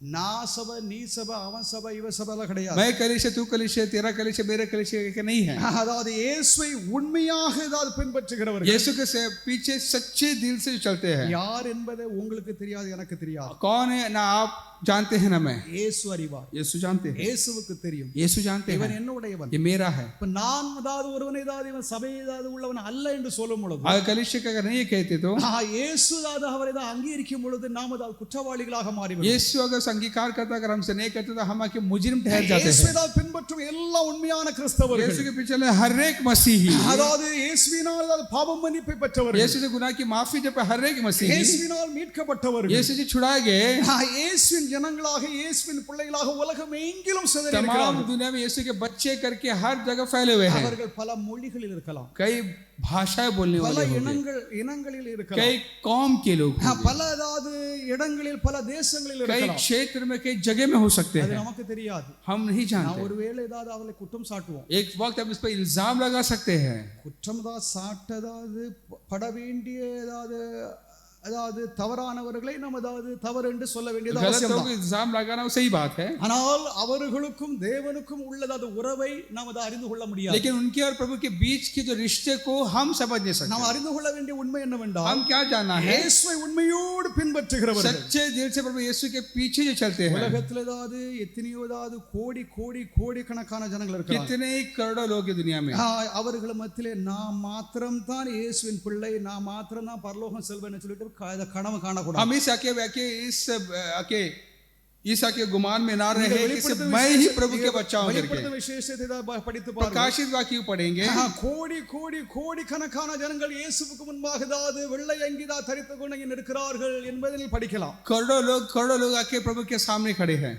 அதெல்லாம் என்ன பொய்யா? ये सब झूठ है क्या? உண்மையாக இயேசுவை பின்பற்றுகிற அனைவரும் அவர்கள் சபையாகும். सच्चे दिल से यीशु की पैरवी करने वाले हर एक प्रभु के बच्चे. தேவன் நமக்கு கொடுத்த வெளிச்சத்தின் அடிப்படையில், यीशु के जो प्रभु ने हमको जो दिए रोशनी के उस आधार पर, நாம் பெற்றிருக்கும் உபதேசத்தின் அடிப்படையில், हमने जो पाया उस उपदेश के आधार पर, நாம் கடந்த 58 ஆண்டு காலமாக நடந்து நாம் வாழ்ந்து நாம் ஊழியம் செய்து வந்தோம். इस 28 साल आके हम आके चलकर उस सेवा कर रहे हैं. நாம் ஏதாவது குறைவுள்ளவர்கள் தான். हम कमजोर हैं. குறைவுள்ளவர்களா என்ன? कमजोर नहीं क्या நாம் है? இன்னும் ஏதாவது முழுமை அடையல, हम तो परिपूर्ण नहीं हुए. நாம் இன்னும் பெர்ஃபெக்ட் அடையல. अभी तक हम परिपूर्ण नहीं हुए हैं. நமக்கிட்ட ஏதாவது வாக்குவாதங்கள், हमारे बीच बहस है, நமக்கிட்ட ஏதாவது பிரிவினைகள், दूरियां हैं, ஏதாவது பல சண்டைகள், लड़ाइयां हैं, இவைகள் எல்லாம் பொறாமைகள் இருக்கத்தான் ये செய்யும். चूहे जलन ये सब है हमारे बीच। கிறிஸ்துவுடைய சபை ஏதாவது அது அழிந்து போகவில்லை. प्रभु का कलीसिया नहीं मिटा। ஹalleluya. हालेलुया। கிறிஸ்துவுடைய சபை ஏதாவது எந்நாளும் கிறிஸ்துவுக்கு முன்பாக இருக்கிறது. प्रभु का कलीसिया हमेशा प्रभु के यीशु के नजरों में है। பாதாளத்தின் வாசல்கள் அதை மேற்கொள்வது இல்லை. आग का फाटक उसको आके प्रबल नहीं कर सकता, அதை மேற்கொள்வது இல்லை. उसे प्रबल नहीं कर सकता। ஆதி திருச்சபை எழும்பியது ஏதாவது அப்போஸ்தலர்கள் சென்று விட்டார்கள் திருச்சபை அழிந்தது என்பது அல்ல. आदि कलीसिया का चला गया सदैव कलीसिया मिट गई करके அதனுடைய தொடர்ச்சி இது. उसका सिलसिला है, அதனுடைய விரிவாக்கம். उसका की जो चौड़ाई புதிய है எருசலேம் यरूशलेम ஆகும். ஹalleluya. हालेलुया। நமக்கும் ஆதி திருச்சபைக்கும் உள்ளது அது உறவு. हमारा और आदि कलीसिया का रिश्ता அதை நாம் சரியாக அறிந்துகிட்டோம்னா उसे अगर जान लिए तो நமக்கு எந்த ஏதாவது பிரச்சனையும் இல்லை. हमको कोई समस्या नहीं। நீங்க ஏதாவது இடப்பட்ட காலத்துல உள்ளதை வச்சுக்கிட்டு தான் நீங்க ஏதாவது கனவு इस கண்டீங்கன்னா बीच की बातों को अगर देखेगा सोचेंगे तो அது வேத ஆதாரத்தின்படி தான் தவறாக இருக்கும். वाक्य बाइबल के वाक्य आधार के अनुसार वो झूठ है, गलत है। எனக்கும் நமக்கும் உங்களுக்கும் आपका और मेरा ஆதி திருச்சபையோடு பெரிய நெருக்கம் இருக்கிறது. आदि कलीसिया से एक बहुत ही नजदीकी रिश्ता है। இந்த சுவிசேஷம் ஏதாவது சபையில ஏதாவது வித்து போட்டது ஆதி அப்போஸ்தலர்கள். ये जो कलीसिया को किस प्रकार बेशक आदि प्रेरित जो है, அது ஆதி அப்போஸ்தலர்களுக்கு தேவன் ஏதாவது உபதேசங்கள் ஏதாவது கையளித்தார். ये जो के आदि जो प्रेरितों ने इस उपदेश को अमल में लाए, அவர்கள் சுவிசேஷத்தை அறிவித்தார். खुशखबरी फैलाए, அவர்கள் அற்புத அடையாளங்களை செய்தார். अद्भुत काम किए, அவர்கள் மூலமாக தேவன் தம்முடையதாது வல்ல கிரியைகளை அவர் செய்தார். बड़े सामर्थ्य काम किए। அது எல்லாம் வேஸ்டா? क्या वो सब के व्यर्थ है क्या, இல்லை என்றால் அது ஒன்றும் இல்லைன்னு சொல்லுகிறீங்களா? या वो कुछ भी नहीं करके कहते हैं क्या? இல்லை, ऐसा नहीं। அவர்களுக்கும் நமக்கும் அது பெரிய தொடர்பு இருக்கிறது. उनका हमारा நம்ம ஆவியில் रिश्ता है, அவர்களோடு ஐக்கியப்பட்டிருக்கிறோம். आत्मा में उनके साथ के मेल मिलाप किए हैं। நாமத்திற்கு மகிமை प्रभु के உண்டாவதாக. नाम की महिमा हो। சபை என்றால் என்ன? कलीसिया क्या है? சபை என்றால் வார்த்தையின் பொருள். कलीसिया मतलब क्या है, मर्थ क्या, उस मतलब उस शब्द का अर्थ क्या है? எபிரேய வார்த்தை ஏதாவது கஹால், आज जो इब्राहिम वार्ता जो कहाल जो है, கிரேக் ஏதாவது வார்த்தை ஏதாவது எக்லேசியா, और ग्रीक में के इक्लेसिया, மக்களின் கூட்டம் அல்லது சமூகம், ஆராதனைக்காக ஏதாவது கூட்டப்படுகிற சமூகம் என்று ஏதாவது வேதம் நமக்கு ஏதாவது கற்பிக்கிறது. लोगों जमा होकर जो आके आने वाले उस समाज के बारे में कहती है। பழைய ஏற்பாட்டில் ஏதாவது தேவனை ஆராதிக்கும்படியாக தேவனை பணிந்து கொள்ளும்படியாக ஒரு சபை கூடியது. पुराने नियम के प्रभु की आराधना करने के लोग जमा हुए। அவர்கள் ஆராதனை மாத்திரமல்ல, அவர்கள் தேவனுக்கு பலி செலுத்தினார்கள். आराधना नहीं बल्कि प्रभु की बलि भी चढ़ा देते हैं। அவர்கள் தேவனை பாடி மகிழ்ந்தார்கள். गीत गा के महिमा में किए, தேவனுடைய ரட்சிப்பை அவர்கள் அறிவித்தார்கள். उद्धार को उन्होंने ऐलान किया, அவருடைய குடும்பங்கள் எல்லாம் परिवार ஆசீர்வதிக்கப்பட்டது. आशीष पाए। அதற்கு கஹால் என்றதாவது எபிரேய வார்த்தை. उसको कहाल का जो हिब्रू शब्द அதற்கு है, இணையாக उसकी जो बराबरी எக்லேசியா என்ற வார்த்தை, एक्लेसिया करके இந்த ग्रीक शब्द கிரேக்க जो है, வார்த்தை ये शब्द जो है வெளியே அழைக்கப்பட்டு बाहर बुलाए गए இயேசுவுக்கு ஆராதனை यीशु की செய்யும்படியாக, आराधना करने के लिए, ஆண்டவரை பணிந்து उसका கொள்ளும்படியாக के दंडवत करने के लिए அழைக்கப்பட்ட बुलाए கூட்டம். गए भीड़ जमात। சபை என்றால் அதனுடைய உண்மையானது அது பேர் சர்ச் கிடையாது. कलीसिया को जब आके चर्च करके इंग्लिश में कहते हैं, இது பிற்காலங்களில் ஏதாவது ஆங்கிலேயர்கள் உருவாக்கின ஒரு வார்த்தையாகும். ये बाद में आके इन्वेंट की शब्द है। இயேசு பேசும் பொழுது यीशु जब कहने के இந்த बाद கற்பாறையின் மேல் इस पत्थर पर I will build my ecclesia. मैं अपने कलीसिया को Not बांधूंगा। that I will build my church கிடையாது. मैं अपने चर्च को नहीं I बांधूंगा, will build my ecclesia. अपने कलीसिया को बांधूंगा। என்னுடைய ஜனங்களை ஏதாவது நான் கட்டுவேன், मैं- ஏதாவது எழுப்புவேன் என்று இயேசு சொல்கிறார். मेरे लोगों को आके बांधूंगा, उन्हें उठाऊंगा, प्रभु ने தேவனுக்கு कहा है। ஆராதனை செய்யும்படியாக தேவன் प्रभु நம்மை की அழைத்தார். आराधना करने के लिए प्रभु ने बुलाया है। யாத்ராகமம் 19ஆம் அதிகாரம் 17 18 வாக்கியங்களிலே, निर्गमन 19 17 18 को, யாத்ராகமம் 19 17 18 एक्सोडस 17 18 19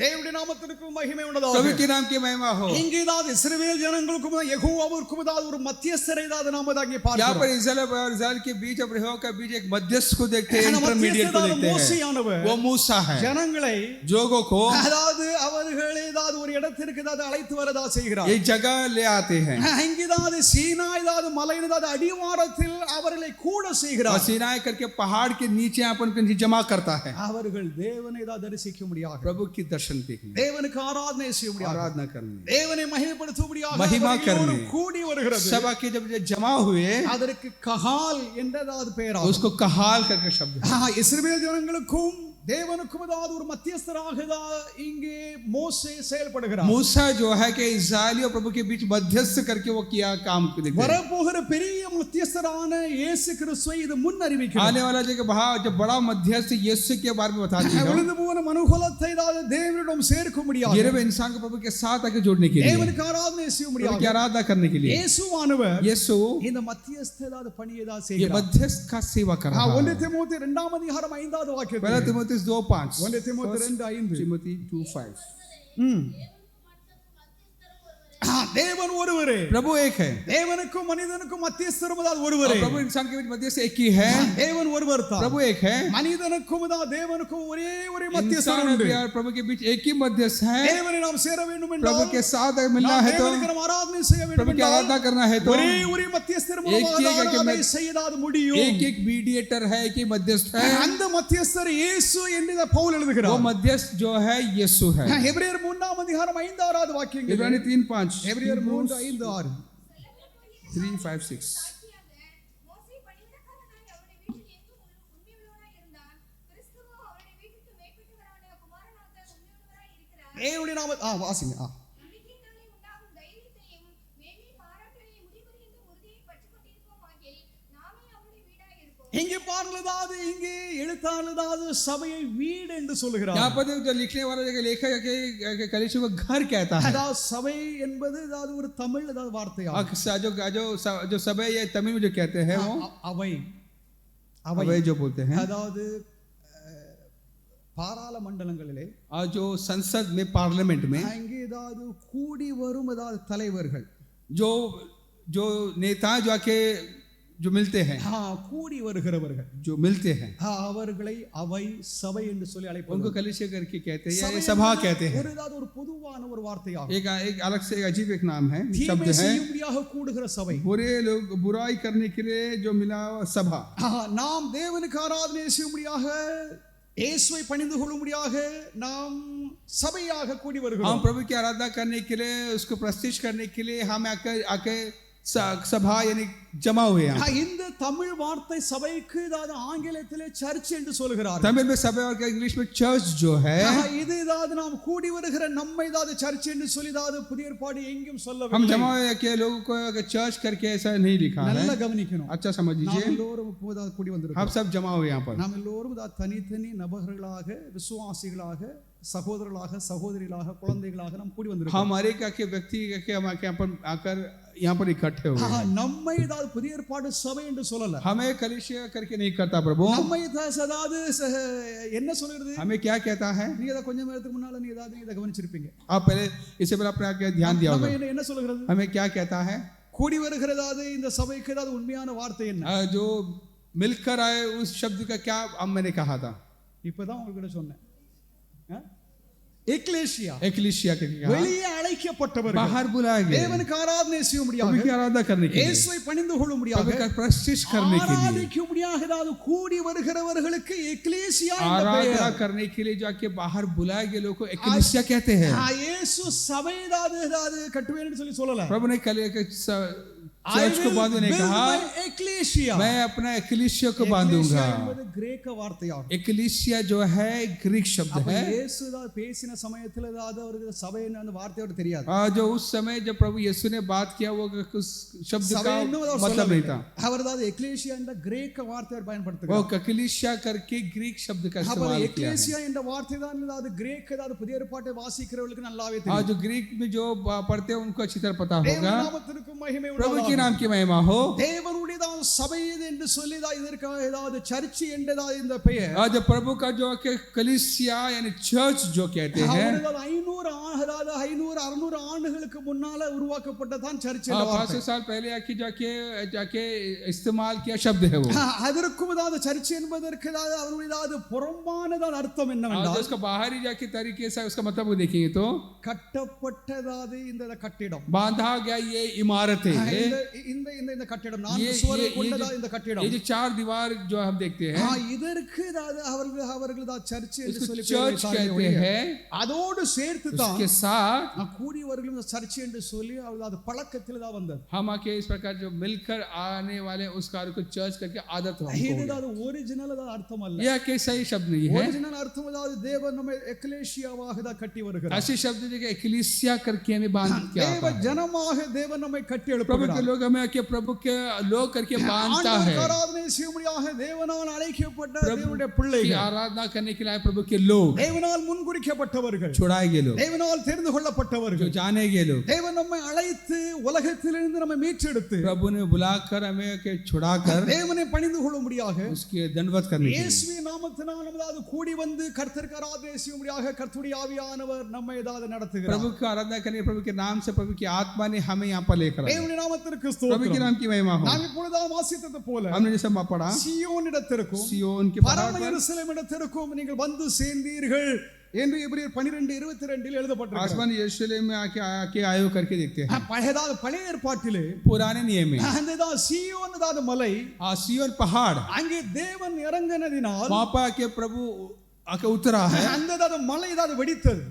वो पहाड़ आके दो भाग हुए। அது முழுவதும் அதாவது புகைக்காடாக वहां மாறியது. के बाद धुंध से धुआं से भर गए, அதாவது நெருப்பாக நிரம்பியது. आग से भर गए, ஜனங்கள் எல்லோரும் பயந்தார்கள், लोग डर गए, எல்லோரும் திகிலடைந்தார்கள். सब आके घबरा ஆண்டவர் गए। நமக்கு முன்பாக இருக்கிறார் प्रभु हमारे என்கிற सामने है। பயம் அவர்களுக்கு डर உண்டாயிற்று. और घबराहट छा அவர்கள் गई। தேவனுக்கு பயந்ததினாலே प्रभु से डर थे इनको। மோசேயானவர் அதாவது அவர்களுக்கு சில கட்டளைகளை प्रभु ने கொடுத்தார். कुछ हुक्मों को दिया। அந்த கட்டளையின்படி அதாவது ஜீவித்தால் वो आज्ञा के अनुसार जिएंगे तो கர்த்தர் அவளை ஆசீர்வதிப்பேன் प्रभु என்று வாக்குத்தத்தம் பண்ணினார். तुम्हें आशीष करूंगा कहा प्रभु। அந்த சீனாய் மலை वो सीनाई पहाड़ அது பயத்தை குறிக்கிறது. वो डर को बताती है। தேவனுடைய நாமத்திற்கு ஸ்தோத்திரம். प्रभु के नाम की महिमा हो। இந்த சீனாய் மலை ये सीनाई पहाड़ இது இயேசுவாக यीशु है, பரம எருசலேமாக आसमानी यरूशलेम है, அதாவது புதியதாக பரலோகத்தில் நிறுவப்பட்ட ஒரு அதாவது ஸ்தலமாக இருக்கிறது. आसमानी यरूशलेम आसमान में आके स्थापित किया गया है। ஆயிரமான தூதர்கள், लाखों फरिश्ते, முதற் பேரானவரின் சங்கம், पहले तक के जामात, எல்லாரும் நியாயம் விசாரிக்கும் தேவன் सबका के न्याय करने वाला प्रभु, அதனிடமாக நீங்கள் எல்லோரும் வந்து சேர்ந்தீர்கள் என்று இந்த எழுத்தாளர் சொல்லுகிறார். उसके पास आए हो प्रभु के। அப்ப இந்த அதாவது கூட்டம் தான் இப்பொழுது 21வது நூற்றாண்டில் நாம் அதாவது இருக்கிறோம். हम 21वीं शताब्दी में हैं, 21st सेंचुरी யாரை में। குறித்து நாம் அதாவது இதை நாம் எண்ண வேண்டியது. किसके बारे में हम कहें? हम இதுதான் மறைந்திருக்கும் சபை. ये छुपी हुई कलीसिया है। ஹalleluya. हालेलुया। அவர்கள் எல்லோரும் கிறிஸ்து இயேசுவுக்குள்ளாக மரித்து ये समझ यीशु में आके मरे, அவர்கள் தேவனிடம் அதாவது தேவனிடத்தில் அவர்கள் அதை அழைப்பார்கள். मसीह के पास पहुंचे, आराम में। ஏராளமான பக்தர்கள், हजारों भक्तों ने, பழைய ஏற்பாட்டின் பரிசுத்தவான்கள், ने पुराने नियम के भक्तों ने, ஏற்பாட்டின் नए பரிசுத்தவான்கள், नियम के भक्तों ने, உலகத்தில் ஏனைய பக்தர்கள், जो का जो दुनिया में जितने भक्त எத்தனையோ है, கோடி கோடி கோடிக்கணக்கான ஜனங்கள், करोड़ों लोग जो है அவர்கள் எல்லோரும் தேவனுடைய சமூகத்திலே அவர்களை அழைப்பார்கள். प्रभु के सम्मुख में आराम कर रहे हैं। அதனிடமாக उसके पास நீங்கள் வந்து சேர்ந்திருக்கிறீர்கள் आए हो। என்று இப்பொழுது நாம் அதாவது காணும் சபையை அதாவது குறித்து அவர் எழுதுகிறார். अब जो हम देख रहे हैं उस कलीसिया के बारे में कहता है, காணப்படாத சபை, अनदेखी कलीसिया, நாம் அதாவது காண்கிறதாவது தென்படுகிறதா வெளிப்படுகிற சபை. हम जो आके देख रहे हैं कलीसिया है। புதிய உடன்படிக்கையின் மத்தியஸ்தரான இயேசுவிடம், नए नियम का मध्यस्थ यीशु मसीह के पास, இயேசுவிடம் அதாவது நாம் வந்து சேர்ந்திருக்கிறோம். यीशु मसीह के पास आए இது हो। அவருடைய இரத்தத்தினால் நாம் தேவனிடம் சேரும்படியான ஸ்லாக்கியம். उसके लहू से उसके पास आने का सौभाग्य हमने पाए हैं। பாட்டுக்கும் புதிய ஏற்பாட்டுக்கும் இது இருக்கும் வித்தியாசம். ये पुराने नए नियम का फर्क है। பழைய ஏற்பாட்டிலே ஜனங்கள் தேவனை சந்திக்க முடியாது. पुराने नियम में प्रभु से मिलने के लिए தேவனிடம் அதாவது அவர்கள் சேர முடியாது. प्रभु के पास नहीं जा सकते।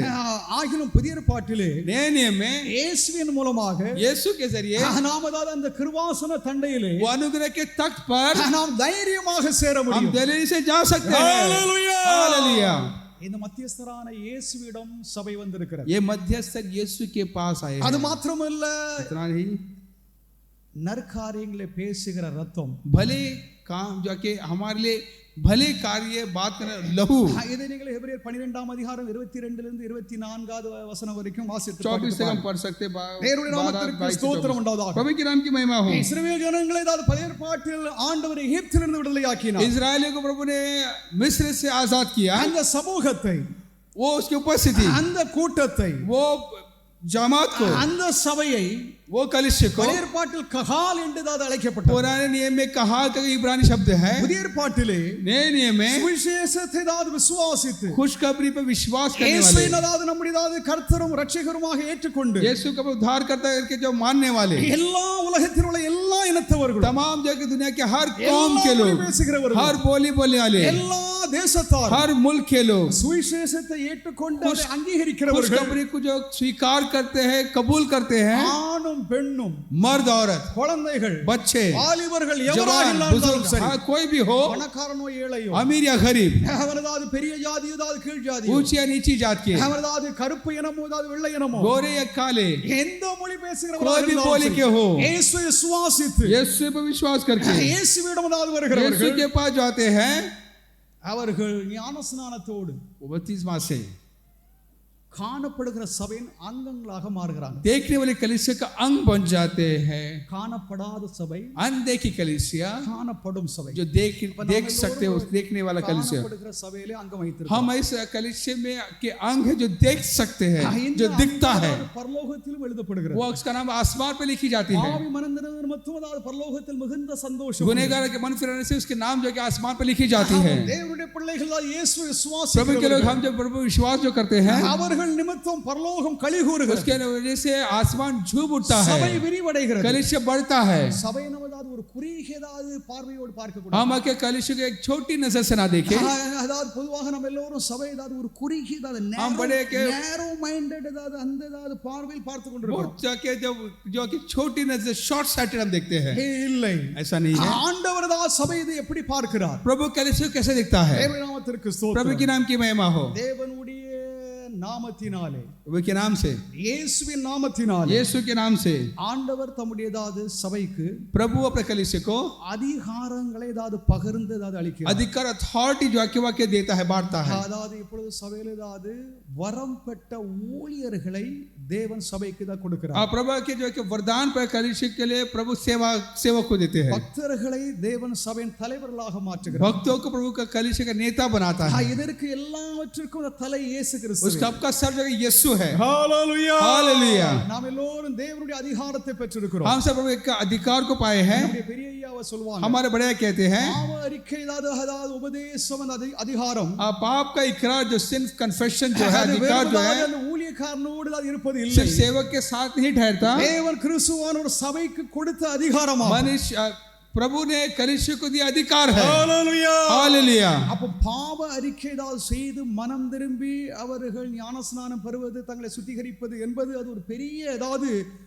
ரொம்ப ஆழமான ஒரு உபதேசமாகும். इसे कोई व्यक्ति के गुनाह के इकरार करके अपने आप का के जाके अपने आप को बपतिस्मा के लिए जो आके सुपुर्द करता है, उसका रहस्य बड़ा है। ஈவன் ये சிபிஎம் சபையிலும் सीपीएम कलीसिया में भी ஊழியர்கள் सेवक लोग அவர்கள் பாவ அறிக்கை செய்கிறாங்க. वहाँ के गुनाहों का इकरार करते हैं, அவங்களுக்கு தெரியாது. आपको पता नहीं। அவர்கள் அவங்களுடைய ஏதாவது மேல் பெரிய சீனியர் उनके பாஸ்டர்கள் जो सीनियर पास्टर्स पे தங்களுடைய जब குறைகளை அவர்கள் அறிக்கை எடுக்கிறார்கள். उनके पास जाके गुनाह का इकरार करते பாவ हैं। அறிக்கை உபதேசம் இந்த சபையில கிடையாது. ये का गुनाह का इकरार करने का उपदेश वहाँ पर नहीं है। அப்ப இந்த உபதேசம் ஏதாவது எங்கே ஏதாவது இயேசுவானவர் கொடுத்தார் ये என்றால், उपदेश डॉक्टर प्रभु ने कहा दिया, இயேசு தம்முடைய அப்போஸ்தலர்களுக்கு அதை ஏதாவது வழங்கினார். यीशु ने अपने चेलों को, अपने शागिर्दों को அந்த दिया। அதிகாரம் அப்போஸ்தல அதிகாரமா. वो क्या अपोस्तलिक जाके अपोस्तल आके प्रेरितों का अधिकार है। அந்த அதிகாரத்தை वो अधिकार को, ஆண்டவர் ஏதாவது நம்முடைய ஏதாவது பெரிய ஐயா தலைமை ஐயாவுக்கு ஏதாவது கொடுத்து, वो अथॉरिटी पर बड़े आय को देखा, அவர்கள் ஏதாவது இருந்த காலம்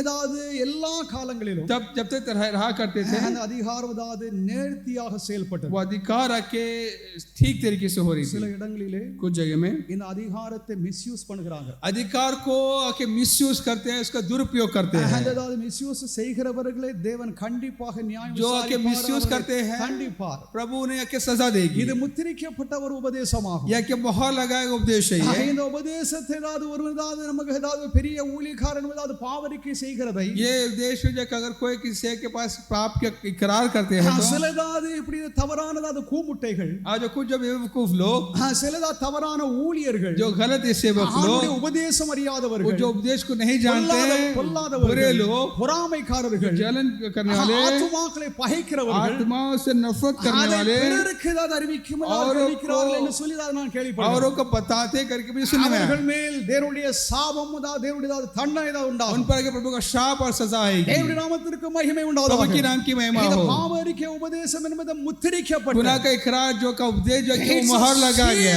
sealed doctrine. मोहर लगा गया डॉक्ट्रिन அது है वो। ஒரு முறை ஏதாவது ஒரு பாவ அறிக்கை செய்த एक बार पाप का इकरार करने के बाद ஊழியக்காரன் அந்த நபரை அந்த விதமாக அவன் பார்ப்பது वो இல்லை सेवक आके उस विश्वासी को उस नजरिए से नहीं देखता है। எப்படிப்பட்ட பாவங்களாக इतना இருக்கும் बड़ा गुनाह हो, இது அதிகாரம் பெற்ற ஊழியர்களுக்கு தான் அதனுடையது அனுபவம் वो தெரியும் अधिकार पाया उस सेवक को इसका अनुभव है। மற்றவங்களுக்கு தெரியாது மற்றவங்க किसी को அதற்கு नहीं। கருத்து பேசிக்கிட்டு இருப்பாங்க उसके बारे में बहस ஏன்னா करेंगे, அவங்களுக்கு ஏதாவது அந்த அனுபவம் கிடையாது वो अनुभव அதாவது नहीं அவங்க उनको, புரிந்து கொள்ளவும் முடியாது जान भी नहीं सकते। தேவன் தம்முடைய சபையை இந்த அதிகாரத்தினால் அதை ஏதாவது கட்டுப்படுத்தி தான் நடத்தி வருகிறார். कलिश अपना जो इस अधिकार को अपने काबू में रख के चला இந்த रहा है। உபதேசத்தை கைக்கொள்ளுகிறவர்களுக்கு தேவ ஆசீர்வாதம் உண்டு इस उपदेश पर अमल करने वालों पर प्रभु की आशीर्वाद இல்லை, होगी। அதாவது உபதேசத்தை ஏதாவது கைக்கொள்ளாமல் தவறி இருக்கிறவர்களுக்கு इस उपदेश को जो अमल नहीं करते, கர்த்தருடைய ஆசீர்வாதம் இல்லை प्रभु का आशीर्वाद उनको नहीं है। அவர்களை குறித்து நம்ம ஏதாவது குறைத்து பேசும் ஏதாவது நமக்கு ஏதாவது उनके விருப்பம் बारे இல்லை. में शिकायत करने के बाद हमको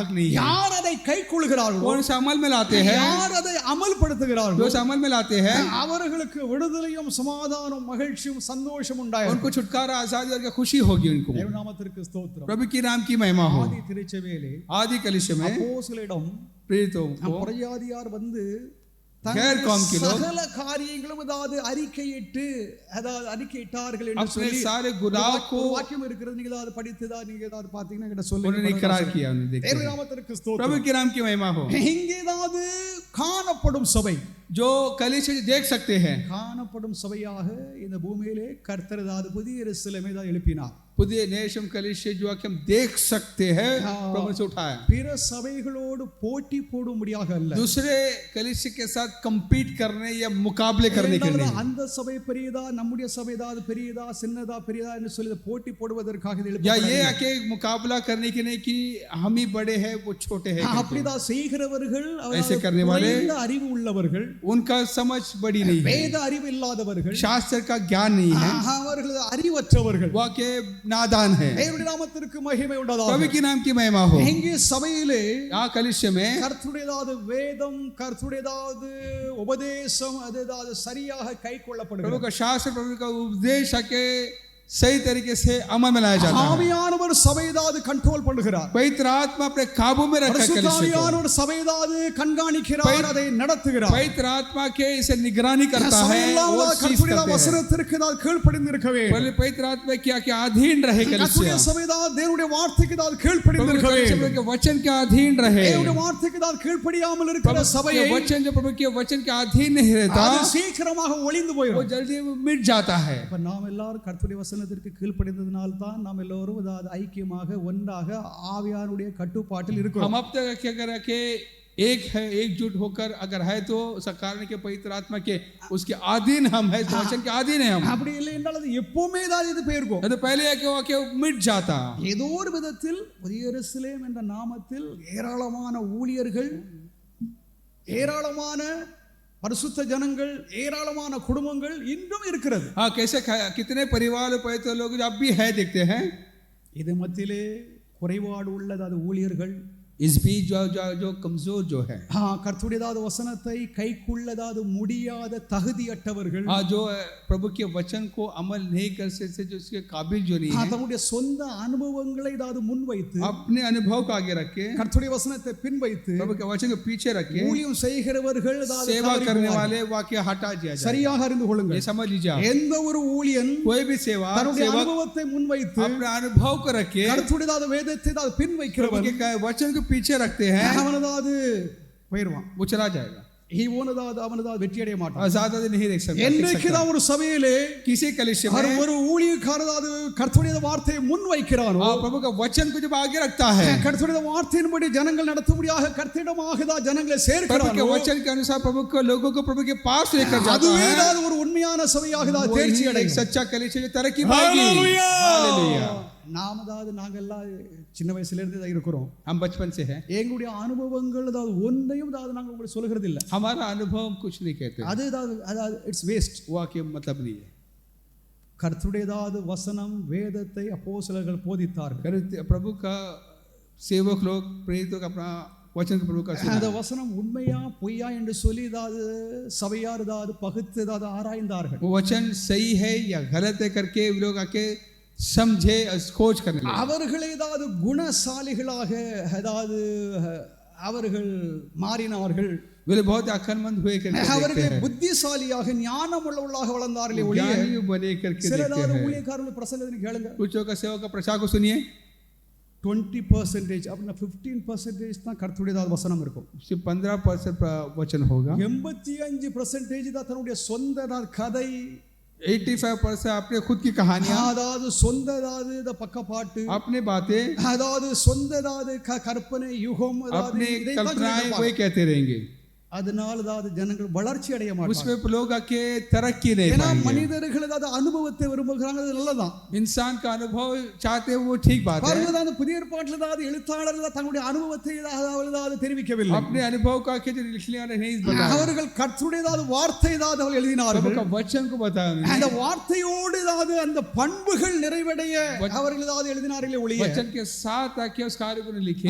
நான் அதாவது இப்படி ஏதாவது இருந்தேன், அப்படி இருந்தேன், அதை செஞ்சு இங்க போன அங்க வந்தேன், இந்த மாதிரி எல்லாம் கதை எல்லாம் எழுதல. ये क्या ऐसा क्या वैसा सब लिखा नहीं. அப்ப ஒரு நல்ல சபையில் அதாவது ஊழியக்காரர் அதாவது கர்த்தருடைய வேதத்தை கர்த்தருடைய வார்த்தை அதாவது முன்வைக்க एक வேண்டும். अच्छा सेवक जो है प्रभु का वचन को आगे रखना है. நம்முடைய அனுபவங்களை பின்வைக்க अपने வேண்டும். अनुभव को पीछे रखना है. அந்த வசனத்திற்கு சார்பாக ஏதாவது ஒரு செயலை ஏதாவது கர்த்தர் நம்முடைய வாழ்க்கையில் செய்தால் அதை நம்ம ஏதாவது எடுத்து ஏதாவது காண்பிக்கலாம். और वचन के अनुसार प्रभु ने अगर मैं जीवन में कुछ किया तो उसे हम बता सकते हैं. என்னதோ இவர்கள் அதாவது ஆதி அப்போஸ்தலர்களை காட்டிலும் மேலானவர்களாக, जैसा कि वो क्या प्रेरित जो आदि प्रेरितों से बढ़कर है எல்லா करके, பக்தர்களை காட்டிலும் இவர்கள் सब விசேஷித்தமானவர்களாக भक्तों से खास है करके இப்படி ஏதாவது செய்கிறவர்கள் ஏதாவது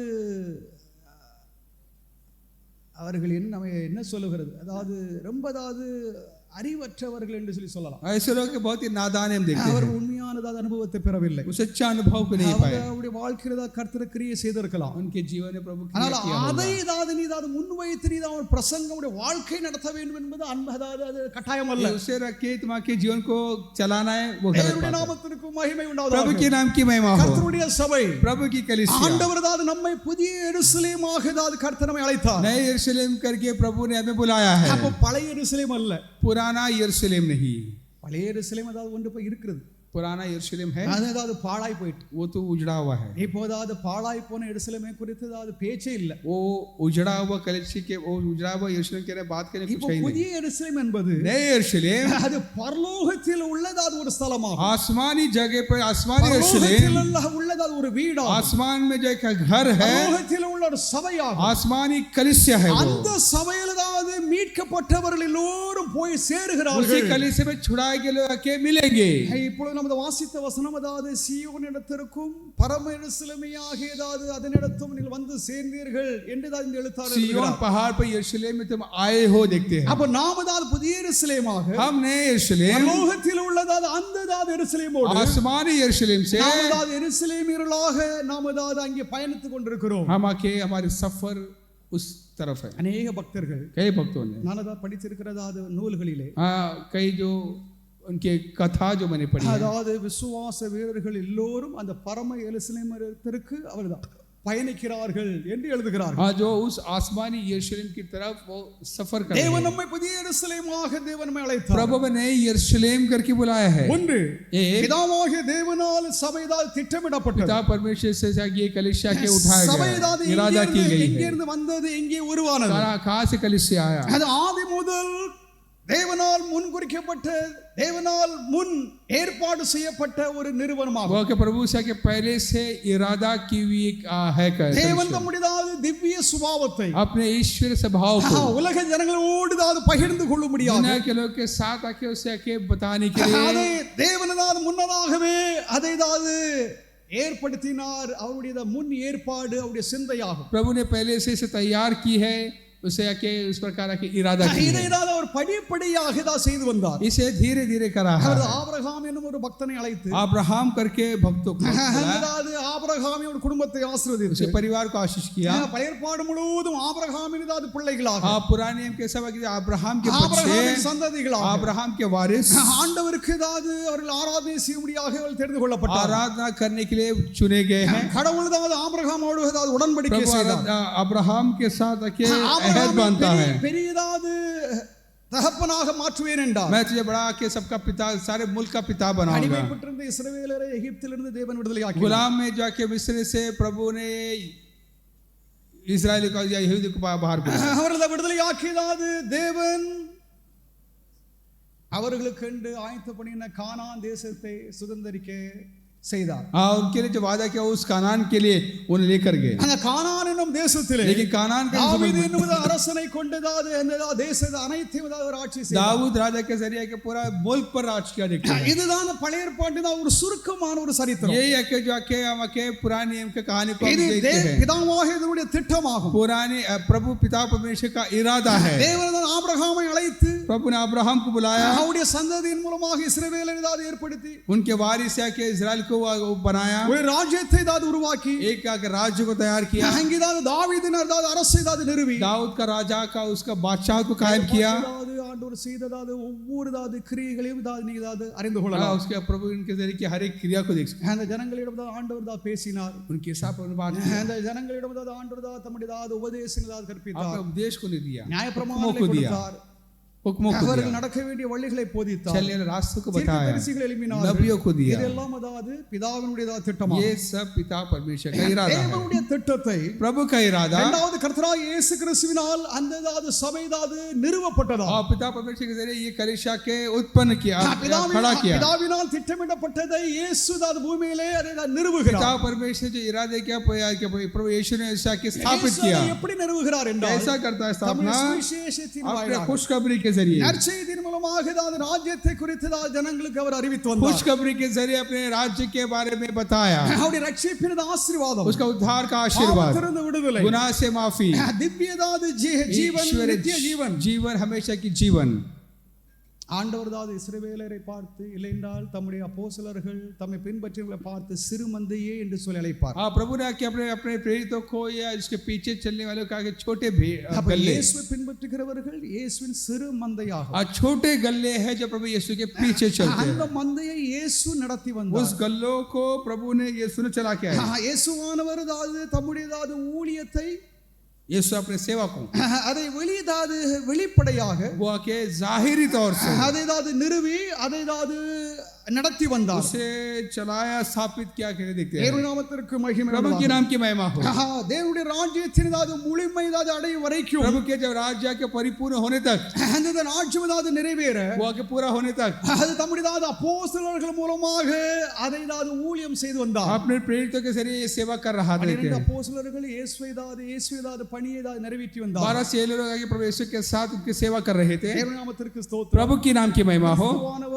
प्रभु मसीह சிலுவையில் பாடுகளினாலே क्रूस के उस बलिदान से சபையை எழுப்பினார். कलीसिया उठी. அதாவது இயேசு சிலுவையில் அடைந்த பாடுகளினால் சபை உருவாயிற்று. यीशु जो के क्रूस पर जाके जो उठा उस दुख से, मौत से कलीसिया उठी. देखते हैं தம்முடைய அன்பினாலே, अपने प्रेम से, தம்முடைய சுயதாத தியாகத்தினாலே, अपने कुर्बानी से ரட்சிப்பை சிலுவையில் உருவாக்கினார். उद्धार जाके क्रूस पर आके शुरू किया. தேவனுடைய நாமத்திற்கு ஸ்தோத்திரம். प्रभु के नाम की महिमा हो. ஆண்டவர் प्रभु ஆதாமை நித்திரைக்குள்ளாக வைத்தார். आदम का के जाके नींद, गहरी नींद दिया. அந்த ஆதாமினுடைய ஒரு எலும்பு விலாவை எடுத்து जो ये आदम के जो के पास के उस हड्डी पे निकाल कर அதாவது ஏவாள் என்றதாவது தன்னுடைய மனைவி ஒரு ஸ்திரீயை ஆண்டவர் हवा ஏற்படுத்தினார். को प्रभु ने आके दिया. देखते हैं அபிதமாகவே वैसे ही அதாவது குத்தப்பட்டதாவது விலாவில் இருந்து जाके छेदा गया उस आके हाउस से जाके भागते. குத்தப்பட்ட விலாவில் இருந்து मसीह के शरीर में छेदा गया उस यहाँ से, சிலுவையின் மரணத்தினாலே, मसीह की मौत से, அதாவது இயேசுவானவர் தம்முடைய சபையை क्रूस பிறப்பித்தார். की मौत से आके कलीसिया को पैदा किया. हालेलुया. हालेलुया. ஆதாமின் பக்கம், आदम के जो ஆதாமின் पास के எலும்பிலிருந்து அதாவது ஏவாள் उसके உருவாக்கப்பட்டார். हड्डी से के जो हवा हुई, இங்கே இயேசுவின் பலியினாலே, यहाँ पर यीशु के बलि से, இயேசுவின் மரணத்தினால், उसकी मौत से, இயேசுவினதாவது சிலுவை தியாகத்தின் மூலமாக उसके कुर्बानी से தம்முடைய சபையை அவர் अपने உருவாக்கினார். कलीसिया को उसने उत्पन्न किया.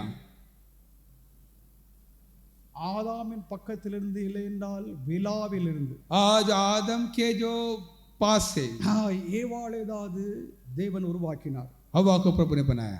இயேசுவை ஏதாவது ஒருதாவது சிலுவையில் ஏதாவது குத்தினான். यीशु को क्रूस पर एक व्यक्ति ने छेदा. அப்படி ஏதாவது விலா எலும்பு ஏதாவது குத்தப்பட்டது. उसका जो आके जो पास के जाके அப்பொழுது शरीर छेदा गया. ஜலமும் ரத்தமும் ஏதாவது பாய்ந்து வந்தது. लहू और आके पानी आके बहा देखते हैं. இயேசுவின் மரணத்தினாலே, यीशु की मौत से அதாவது சபை ஏதாவது உருவாகி कलीसिया उठी. ஹalleluya, हालेलुया. ஜலமும் ரத்தமும், पानी और लहू, இது கிறிஸ்துவ பாரம்பரியத்திலே, ये मसीह पारंपरिक இது में இயேசு கிறிஸ்துவினதாவது முழுமையான அவருடைய தியாக பலி, சிலுவையில் ஏதாவது அடைந்த பலி ஏதாவது குறிக்கிறது. मसीह के त्याग का बलि के बारे में दिखाती है. அதன் மேல் ஏதாவது இயேசு தம்முடைய சபையை கட்டுகிறார். उसमें प्रभु कलीसिया को बांधता है. சபை என்றதாவது இந்ததாவது சத்தியம் ஏதாவது இந்ததாவது டாபிக் இட்ஸ் வெரி வாஸ்ட். और जो कलीसिया करके ये जो विषय बहुत बड़ी है, நமக்கு ஏதாவது கொஞ்சம் தான் நமக்கு தெரியும். हमको थोड़ी बहुत पता है. இதை ஏதாவது பேச வேண்டும் என்றால் பேசிக்கொண்டே இருக்கலாம். इसके बारे में कहना तो कहते जा सकते हैं. ஏனென்றால் அது இயேசு கிறிஸ்து ஏதாவது பூமிக்கு வந்த நோக்கமே यीशु दुनिया में आने का मकसद ही நம்முடைய சபையை கட்டும்படியாக தான் இயேசு अपने வந்தார். कलीसिया को बांधने के लिए. தேவனுடைய நாமத்திற்கு மகிமை உண்டாவதாக. प्रभु के नाम की महिमा हो. அந்த கன்னிகை, वो जो कुंवारी, அந்த மணவாட்டி, वो दुल्हन, ஏவாள் ஆதாமின் எலும்பினால் உருவாக்கப்பட்டாள். हव्वा जो है कि आदम के हड्डी से बनाया गया. சபை கிறிஸ்துவின் மணவாட்டியாக, कलीसिया जो मसीह का दुल्हन, கிறிஸ்துவுடையதாவது ஜீவன், கிறிஸ்துவுடைய பண்பு உடையதாக அது உருவாயிருக்கு. मसीह का जीवन और उसकी खूबियों से उत्पन्न हुआ है. தேவனுடைய நாமத்திற்கு மகிமை प्रभु உண்டாவதாக. की नाम की महिमा हो. இயேசுவினதாவது பலியினால், यीशु के बलि से, இயேசுவின் ரட்சிப்பின் திட்டத்திலே தான் உருவான தான் சபை. यीशु के उद्धार का इरादे से उत्पन्न हुआ कलीसिया है. சிலவங்க சொல்லுவாங்க இது ஏன் சபை, कुछ लोग कहेंगे मेरा कलीसिया है, உன் சபை, तेरा कलीसिया நீ है, ஏன் கூட இல்ல, मेरे साथ नहीं நான் है, உன் கூட मैं இல்ல, तेरे साथ नहीं. அப்படி சொல்வார்கள். ऐसे कहेंगे. இது மனிதர்களும் இப்படித்தான் சொல்ல முடியும், इंसान ऐसे ही कहेंगे, இப்படிதான் சொல்ல வேண்டும். ऐसे कहना चाहिए. ஏன்னா இப்படித்தான் ஏதாவது சபை இருக்கிறது. ऐसा कलीसिया है. அல்ல, देखिए, இயேசு அப்படி சொல்லுகிறது. यीशु ऐसा नहीं कहता. ஆதி திருச்சபை என்பது ஒரே ஒரு சபை தான். आदि कलीसिया में एक ही है. There was no ஏதாவது Pentecostal, कोई पेंटेकोस्टिया there was no Lutheran, या Lutheran there was no Methodist, या Methodist there was no CSI, या எதுவுமே CSI, கிடையாது. कुछ नहीं. ஒரே சபை தான் एक இருந்தது. ही कलीसिया थी. அப்படிதானே? ऐसा है ना.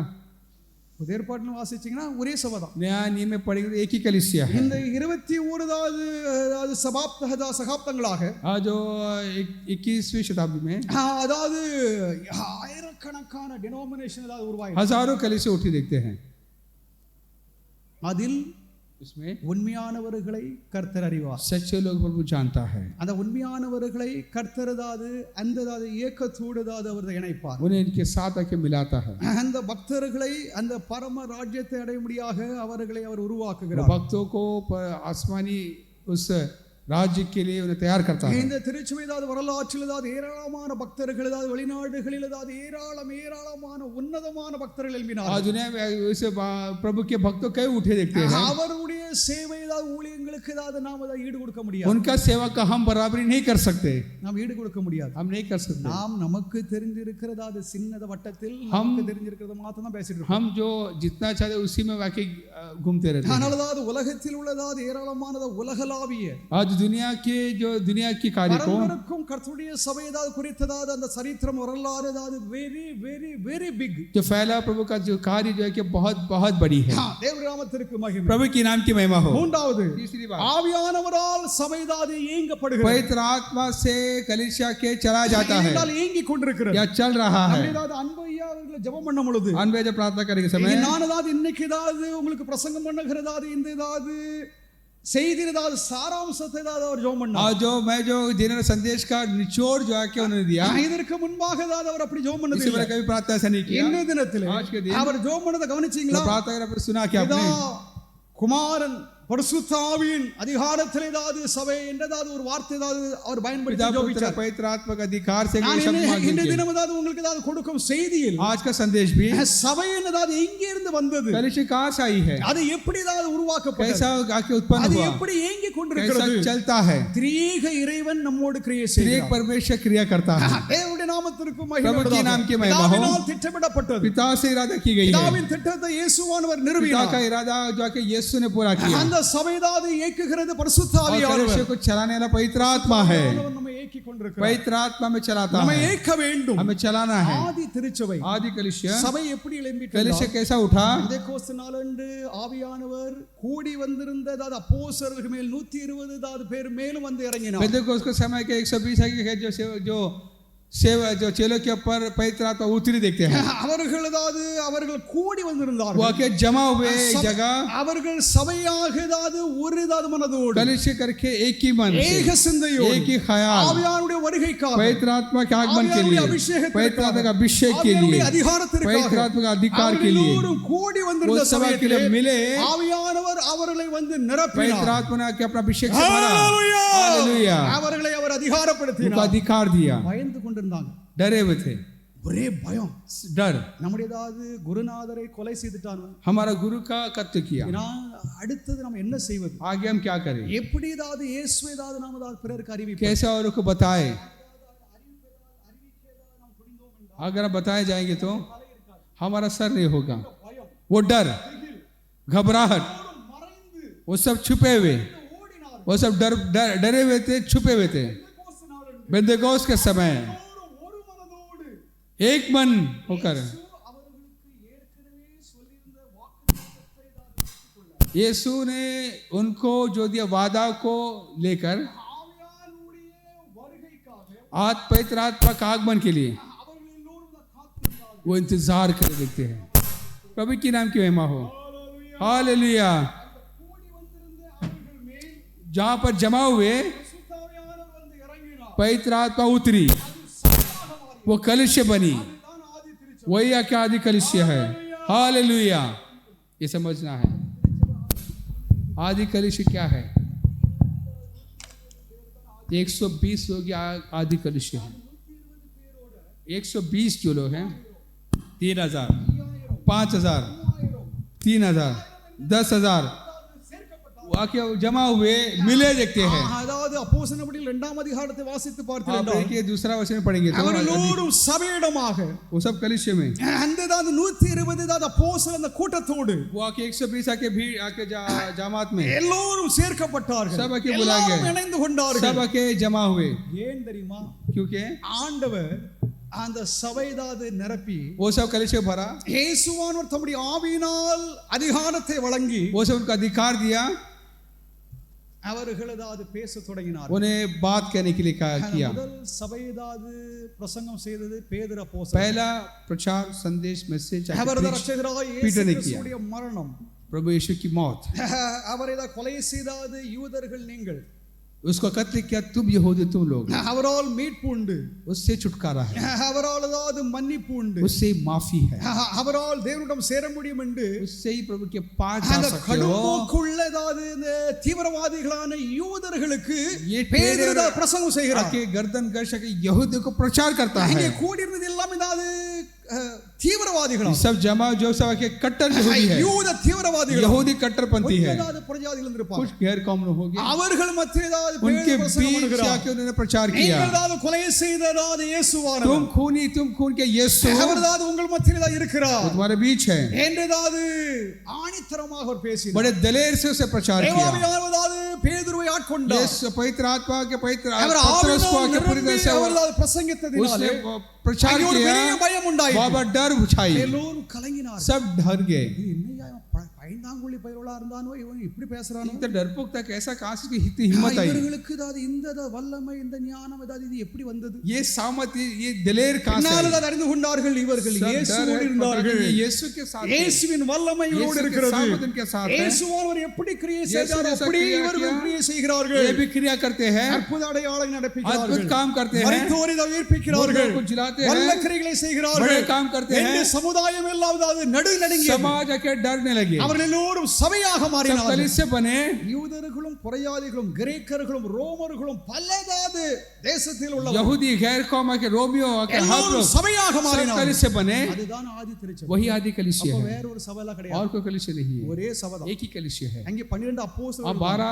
शागिर्द 12 प्रेरित थे, அப்போஸ்தலர்களும் அவர்களாவது தேவ பணியை प्रभु நிறைவேற்றினார்கள். का सेवा को किया उन्होंने। கிபி 70 வரைக்கும் இது சென்றது. 70 साल तक चली देखते हैं, நல்லா கவனிக்கிறோம். सब ये समझना है। AD 70 கிபி मसीह 70 வரைக்கும். 70 तक चली। அப்ப இயேசு கிறிஸ்துவுடைய மரணம் அதாவது ஒருவேளை ஏதாவது கிபி ஏதாவது 30 இருக்கலாம், एक वक्त के वैसे यीशु की मौत 30 में हो सकती है, 40 50 60 70 40 इयर्स. 40 साल। அதுதான் ஆதி திருச்சபையின் வரலாறு அப்போஸ்தலர் நடபடிகள். वही आके जो प्रेरित की किताब में 40 साल का हिस्ट्री देता है। அதாவது ஆதி திருச்சபையின் வரலாறை நீங்கள் ஏதாவது அப்போஸ்தலர் நடபடிகளில் வாசிக்கலாம். आदि कलीसिया का जो इतिहास जो है, चरित्र जो है, जो आके प्रेरित की किताब में देखते हैं, அப்போஸ்தலர்களின் நடபடிகள். प्रेरित के काम அதை देते हैं। காட்டிலும் उससे बढ़कर நாம் அதாவது பரிசுத்த ஆவியின் நடபடிகள் என்று சொல்லி அதை நாம் पवित्र அழைத்துக் கொள்ளலாம். आत्मा का काम भी कह सकते हैं। ஹalleluya. हालेलुया। அப்போஸ்தலர்கள் ஆவியானுடைய பலத்தினாலே ஆவியானுடைய ஏதாவது வல்லமையினால் அவர்கள் செய்த ஊழியங்களை குறித்து ஏதாவது விவரங்கள் தராங்க. प्रेरितों ने जो बड़े बड़े कारनामे किए हैं, उसका कार्य हम देखते हैं प्रेरित की किताब एक्ट्स ऑफ apostles में। கிபி 70 வரைக்கும் சபை ஏதாவது இருந்தது. मसीह के बाद 70 साल तक रही, only 40 years. 40 साल। நல்லா கவனிக்கணும். इस बात को जानना है। கிபி 70 70 साल में எதிரிகள் ஏதாவது பாலஸ்தீன் ஏதாவது இஸ்ரவேல் ஏதாவது சூழ்ந்து दुश्मनों ने के घेरे यरूशलेम को எருசலேமை ஏதாவது அழித்து போட்டார்கள். और यरूशलेम को तबाह कर दिया। எருசலேமில் உள்ள பரிசுத்தவான்கள், यरूशलेम के पवित्र लोग, அப்போஸ்தலர்கள், प्रेरितों, பக்தர்கள், भक्तों, சபை कलीसिया எல்லாம் தான் சிதறப்பட்டது. सब आके तितर बितर हो गए। அதெல்லாம் சிதறியது. वो सब आके यहाँ அவைகள் फैल गए। சிதறி சிதறி फैलते முக்கியமானதான நகரமாகிய ரோமுக்கு எல்லாரும் படையெடுத்தாங்க. खास करके रोम के ये शहर की तरफ आके रवाना हुए। அப்ப எருசலேமா ரோமா, यरूशलेम या रोम, இதை நம்ம ஏதாவது வரலாற்று ஏதாவது ரீதியாக நம்ம ஏதாவது ஆராய்வோமா என்றால், अगर ऐतिहासिक पूर्व अगर हम अगर गौर करेंगे तो அவர்கள் ஏதாவது இந்த ரோம சபையார் ये रोम कलीसिया जो है, அதுதான் கிறிஸ்துவின் சபை என்றும், वो ये कि मसीह के कलीसिया करके, ஆண்டவர் ஏதாவது ரோம சபையை தான் நிறுவினார் என்றும், रोम का कलीसिया को प्रभु ने उत्पन्न किया या खड़ा किया। ரோமில் இருக்கிறதாவது பிஷப்புகளுக்கு ஏதாவது பிஷப்பாக இருக்கிறதாவது அந்த தலைவர் அவர்தான் போப். रोम में जाके बिशप जाके पोप जो है वो जो है उसके बारे में ஒரு பெரிய ஏதாவது சபையாக ஏதாவது கோடி கோடி கோடி கணக்கான ஜனங்கள் அதில் சிக்கி இருக்கிறாங்க. करोड़ों लोग आके उसमें फंसे हुए हैं। அது இயேசுவினால் உருவாக்கப்பட்டது அல்ல, वो यीशु से उत्पन्न नहीं हुई है, அது ஆவியானவரால் உருவாக்கப்பட்டது அல்ல. पवित्र आत्मा से उत्पन्न नहीं हुई है। எருசலேமில் ஏதாவது உருவானது அதுதான் கிறிஸ்துவுடைய சபை. यरूशलेम में जो हुई है वही एक அந்த कलीसिया है। சபை ஏதாவது பல ஏதாவது உபத்திரவங்களினாலே எல்லோரும் ஏதாவது வெளிநாடுகளுக்கு ये சென்று कलीसिया விட்டார்கள். में हुई जो मुसीबत की वजह से सब आके यहाँ भाग गए। இஸ்ரவேலில் ஏதாவது யூதர்கள் ஒருவராகவும் இல்லை, इस्राएल में यहूदी कोई नहीं, அப்போஸ்தலர்கள் யாரும் கிடையாது, कोई प्रेरित नहीं, எந்த பக்தர்களும் கிடையாது, कोई भक्त नहीं, எல்லாரும் ஏதாவது உலகத்தில் உள்ள எல்லா தேசங்களுக்கும் தான் சென்று सब விட்டார்கள். आके हर चारों तरफ फैल गए। இயேசு கிறிஸ்து ஏதாவது இந்த ஊழிய ஏதாவது அவர் ஏதாவது பரமேறின பின்பு यीशु मसीह के आसमान चढ़ जाने के बाद அப்போஸ்தலர்கள் அது கூடினார்களாம். 12 चेले जमा हुए, கூடி जमा होकर அவர்கள் ஏதாவது சீட்டு போட்டாங்களாம். उन्हें चिट्ठी डाली, 12 அப்போஸ்தலர்களும் சீட்டு போட்டு चिट्ठी डालकर लौट डालकर எந்தெந்த தேசத்திற்கு யார் செல்ல வேண்டும் कौन कौन किस मुल्क में जाना है என்று ஏதாவது அவர் ஏதாவது பிரார்த்தனை செய்தார்கள். उन्हें प्रार्थना की। அந்த பிரார்த்தனையின் போதுதான் वही प्रार्थना में தோமாவுக்கு थॉमस को நீ ஏதாவது இந்தியாவுக்கு போ என்றதாவது அந்த சிட்டில் எழுதப்பட்டிருந்தது. तू इंडिया में जा करके लिखिए। அதன் அடிப்படையில் தான் தோமா அங்கிருந்து ஏதாவது இந்தியாவுக்கு வந்ததாக சரித்திரம் வரலாறு उसे சொல்லுகிறது. उसे पाकर ही वाकई इतिहास आगे कहती कि वाकई इंडिया है करके। 12 அப்போஸ்தலர்கள் அது வெவ்வேறு மத்திய கிழக்கு நாடுகளிலே வெவ்வேறு இடங்களுக்கு போய் கர்த்தருடைய பணியை தான் நிறைவேற்றினார்கள். जो बाकी चला के हर कोने में जाकर उन्होंने अपने हर देश में आकर अपने सेवा को किया देखते हैं। பிரச்சனை என்ன தெரியுமா? समस्या क्या है? இது ரோம சபையாக அதாவது அது உருவானது நிமித்தம் ये रोम कलीसिया होने से, ரோம சபை உருவாகும் வரைக்கும் அது 300 ஆண்டுகள், रोम कलीसिया होने के 300 साल तक, கிபி 70 இருந்து அது 300 வரைக்கும் 300 तक, 70 से 300 तक அப்போஸ்தலர்கள் உபதேசம் அதாவது நடவடிக்கைகள் செயல்களிலே உத்தமமாக இருந்தது. हाँ, जो प्रभु के उस प्रेरितों के उस उपदेश में वो कायम रहे. மூன்றாம் நூற்றாண்டில் அதாவது ரோம அதாவது சபை எப்படி உருவாச்சு தெரியுமா? 300 साल में रोम कैसा उठा? ரோம சாம்ராஜ்யத்தின் கான்ஸ்டன்டைன், हाँ, जो रोम जो राज्य का कॉन्स्टेंटीन जो है, கிறிஸ்தவத்தை தேச மதமாக அவர் वो மாற்றினார். मसीह को जो हमारे मुल्क का एक धर्म बना दिया. देखते हैं ரோம சாம்ராஜ்யம் கிறிஸ்தவதாது சாம்ராஜ்யமாக மாறியது. रोम से जो राज्य के मसीही राज्य बन गया. देखते हैं அப்போதாவது அந்த ரோம தலைநகரம் அது கிறிஸ்துடைய சதாது சபையினதாது தலைநகரமாக அதாவது மாறி அதுதான் எல்லா சபைகளுக்கும் தாய் சபை என்று அறிவிக்கப்பட்டது. ऐसे इस प्रकार के रोम जो है इस प्रकार के मसीह का केंद्र बनने से वजह से माँ कलीसिया के रोम करके कहा गया. இவைகள் அதாவது ரோம அதாவது சபை, நான் கத்தோலிக்க சபைன்னு சொல்ல மாட்டேன், ரோம சபை. रोम जो कलीसिया जो है, இந்த ரோம சபை அதாவது அரசாங்க இல்லை என்றால் அதாவது அரசியல் இந்த ஆதரவோடு உருவாக்கப்பட்ட சபையாகும். ये जो रोम में जो कलीसिया जो उठिया के जो राजनीति के बढ़ावा उनके योगदान से आके खड़ी हुई देखते हैं. அங்கே ஆவியானவர் கிடையாது, वहाँ पर पवित्र आत्मा नहीं, அங்கே எல்லாம் செத்த ஆவிகள் தான். वहाँ पर के मरे हुए आत्मा ही थे. மரித்த ஆவிகள், मरे हुए जो அவர்கள் அதாவது மரித்த புனிதர்களை வணங்குவது, वो जो मरे भक्तों का पूजा करना வேதத்திற்கு புறம்பாய் இருக்கும் சகலத்தையும் கை और जो शास्त्र के विरुद्ध जो कुछ वो सब करने. வேதத்தில் இல்லாத மரியாளை தெய்வமாக வணங்குவது, जो शास्त्र में नहीं है कि मरियम को प्रभु करके मानना, மரித்தோர்களை அதாவது கனப்படுத்துவது, அவர்களை உயர்த்துவது, புனிதர்கள் என்று சொல்லி அதாவது அவர்களை வழிபடுவது और उनका के पीछे चलना, விக்கிராராதனை செய்வது, मूर्ति पूजा करना, போன்றதாவது ஏராளமான தவறுகள் இந்த ரோம சபை कई இருக்கிறது. गलतियां उन्होंने किया करके हम देखते இந்த हैं. ரோம சபை ये रोम कलीसिया கேத்தலிக் என்ற வார்த்தையை தான் சேர்த்துக்கிட்டு कैथोलिक करके उस शब्द को जोड़ दिए. கேத்தலிக் என்றால் என்ன தெரியுமா? कैथोलिक का मतलब क्या है? யாரா சொல்லுங்க பாப்போம், what is the meaning of Catholic? आपको कह सकते हैं कैथोलिक का मतलब क्या है? உலகளாவிய, आज दुनिया भर, உலகளாவிய, இட்ஸ் யூனிவர்சல். दुनिया भर. அப்ப ரோம சபை அது யூனிவர்சல் சர்ச். आज रोम का जो कैथोलिक दुनिया भर करके कलीसिया देखते हैं. ரோம சபை அதாவது கேத்தலிக் கிடையாது. रोम कलीसिया वो कैथोलिक ரோம नहीं சபை है. அதாவது எருசலேமின் அதாவது ஒரு பிரான்ச் தான். आज जो रोम कलीसिया भी यरूशलेम का एक शाखा है. இது அரசியல் அதாவது அரசியல்வாதிகள் இல்லை அரசாங்க அதாவது உத்தரவோடு அதிகாரத்தோடு அந்த சபை எழுந்தது நிமித்தம் ये जो सरकारी जो के मान्यता से या उनके अधिकार से उठा दिया गया. அந்நிய பழக்க வழக்கங்கள், कई जो के अजनबी जो गैर எல்லாம் அந்நிய दस्तूर உபதேசங்கள், रीति रिवाज को இயேசுதாத போதனைக்கு விரும்புவதாவது விரோதமான எல்லா செயல்பாடுகளும் தான் சபையில் இருக்கு. यीशु के शिक्षा के खिलाफ ये सब करने लगी.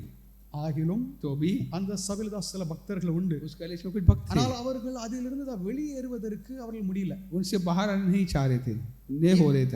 ஒரு சின்ன காரணம், एक वजह है எல்லா கேத்தலிக் பிரீஸ்டுகளுக்கும் லட்சக்கணக்கான வருவாய் வருகிறது. क्योंकि लाखों रुपया उनको आमदनी मिलती थी, ऑफरिंग मिलती थी. டயசிஸ்ல ஒரு பிஷப் ஒரு பிரீஸ்ட் ஊழியம் செய்கிறார் एक என்றால் डायसिस में अगर कोई बिशप सेवा ஒரு करता है तो மாசத்துக்கு லட்சக்கணக்கான வருவாய் அவருக்கு வரும். हर महीने लाखों उनको आके அது எனக்கு मिलती வருவாய் है. வருகிறதுனால அது யார் என்ன சொல்லிட்டு போட்டு அதாவது நல்ல உபதேசமா கெட்ட உபதேசமா அதை பற்றி கவலை இல்லை. इतनी आमदनी ऑफरिंग मिलती है तो भले कुछ भी हो करके. இரண்டாவது சபை ஏதாவது உண்மைதான் அதாவது உண்மை இல்லை என்று சொல்லி அவங்களுக்கு ஏதாவது அதை பற்றி ஏதாவது கவலை पहले से सच है क्या गलत है करके उसका कोई அவர்களுக்கு वास्ता நல்ல नहीं. இன்கம், उनको अच्छा पैसा मिलता है क्या?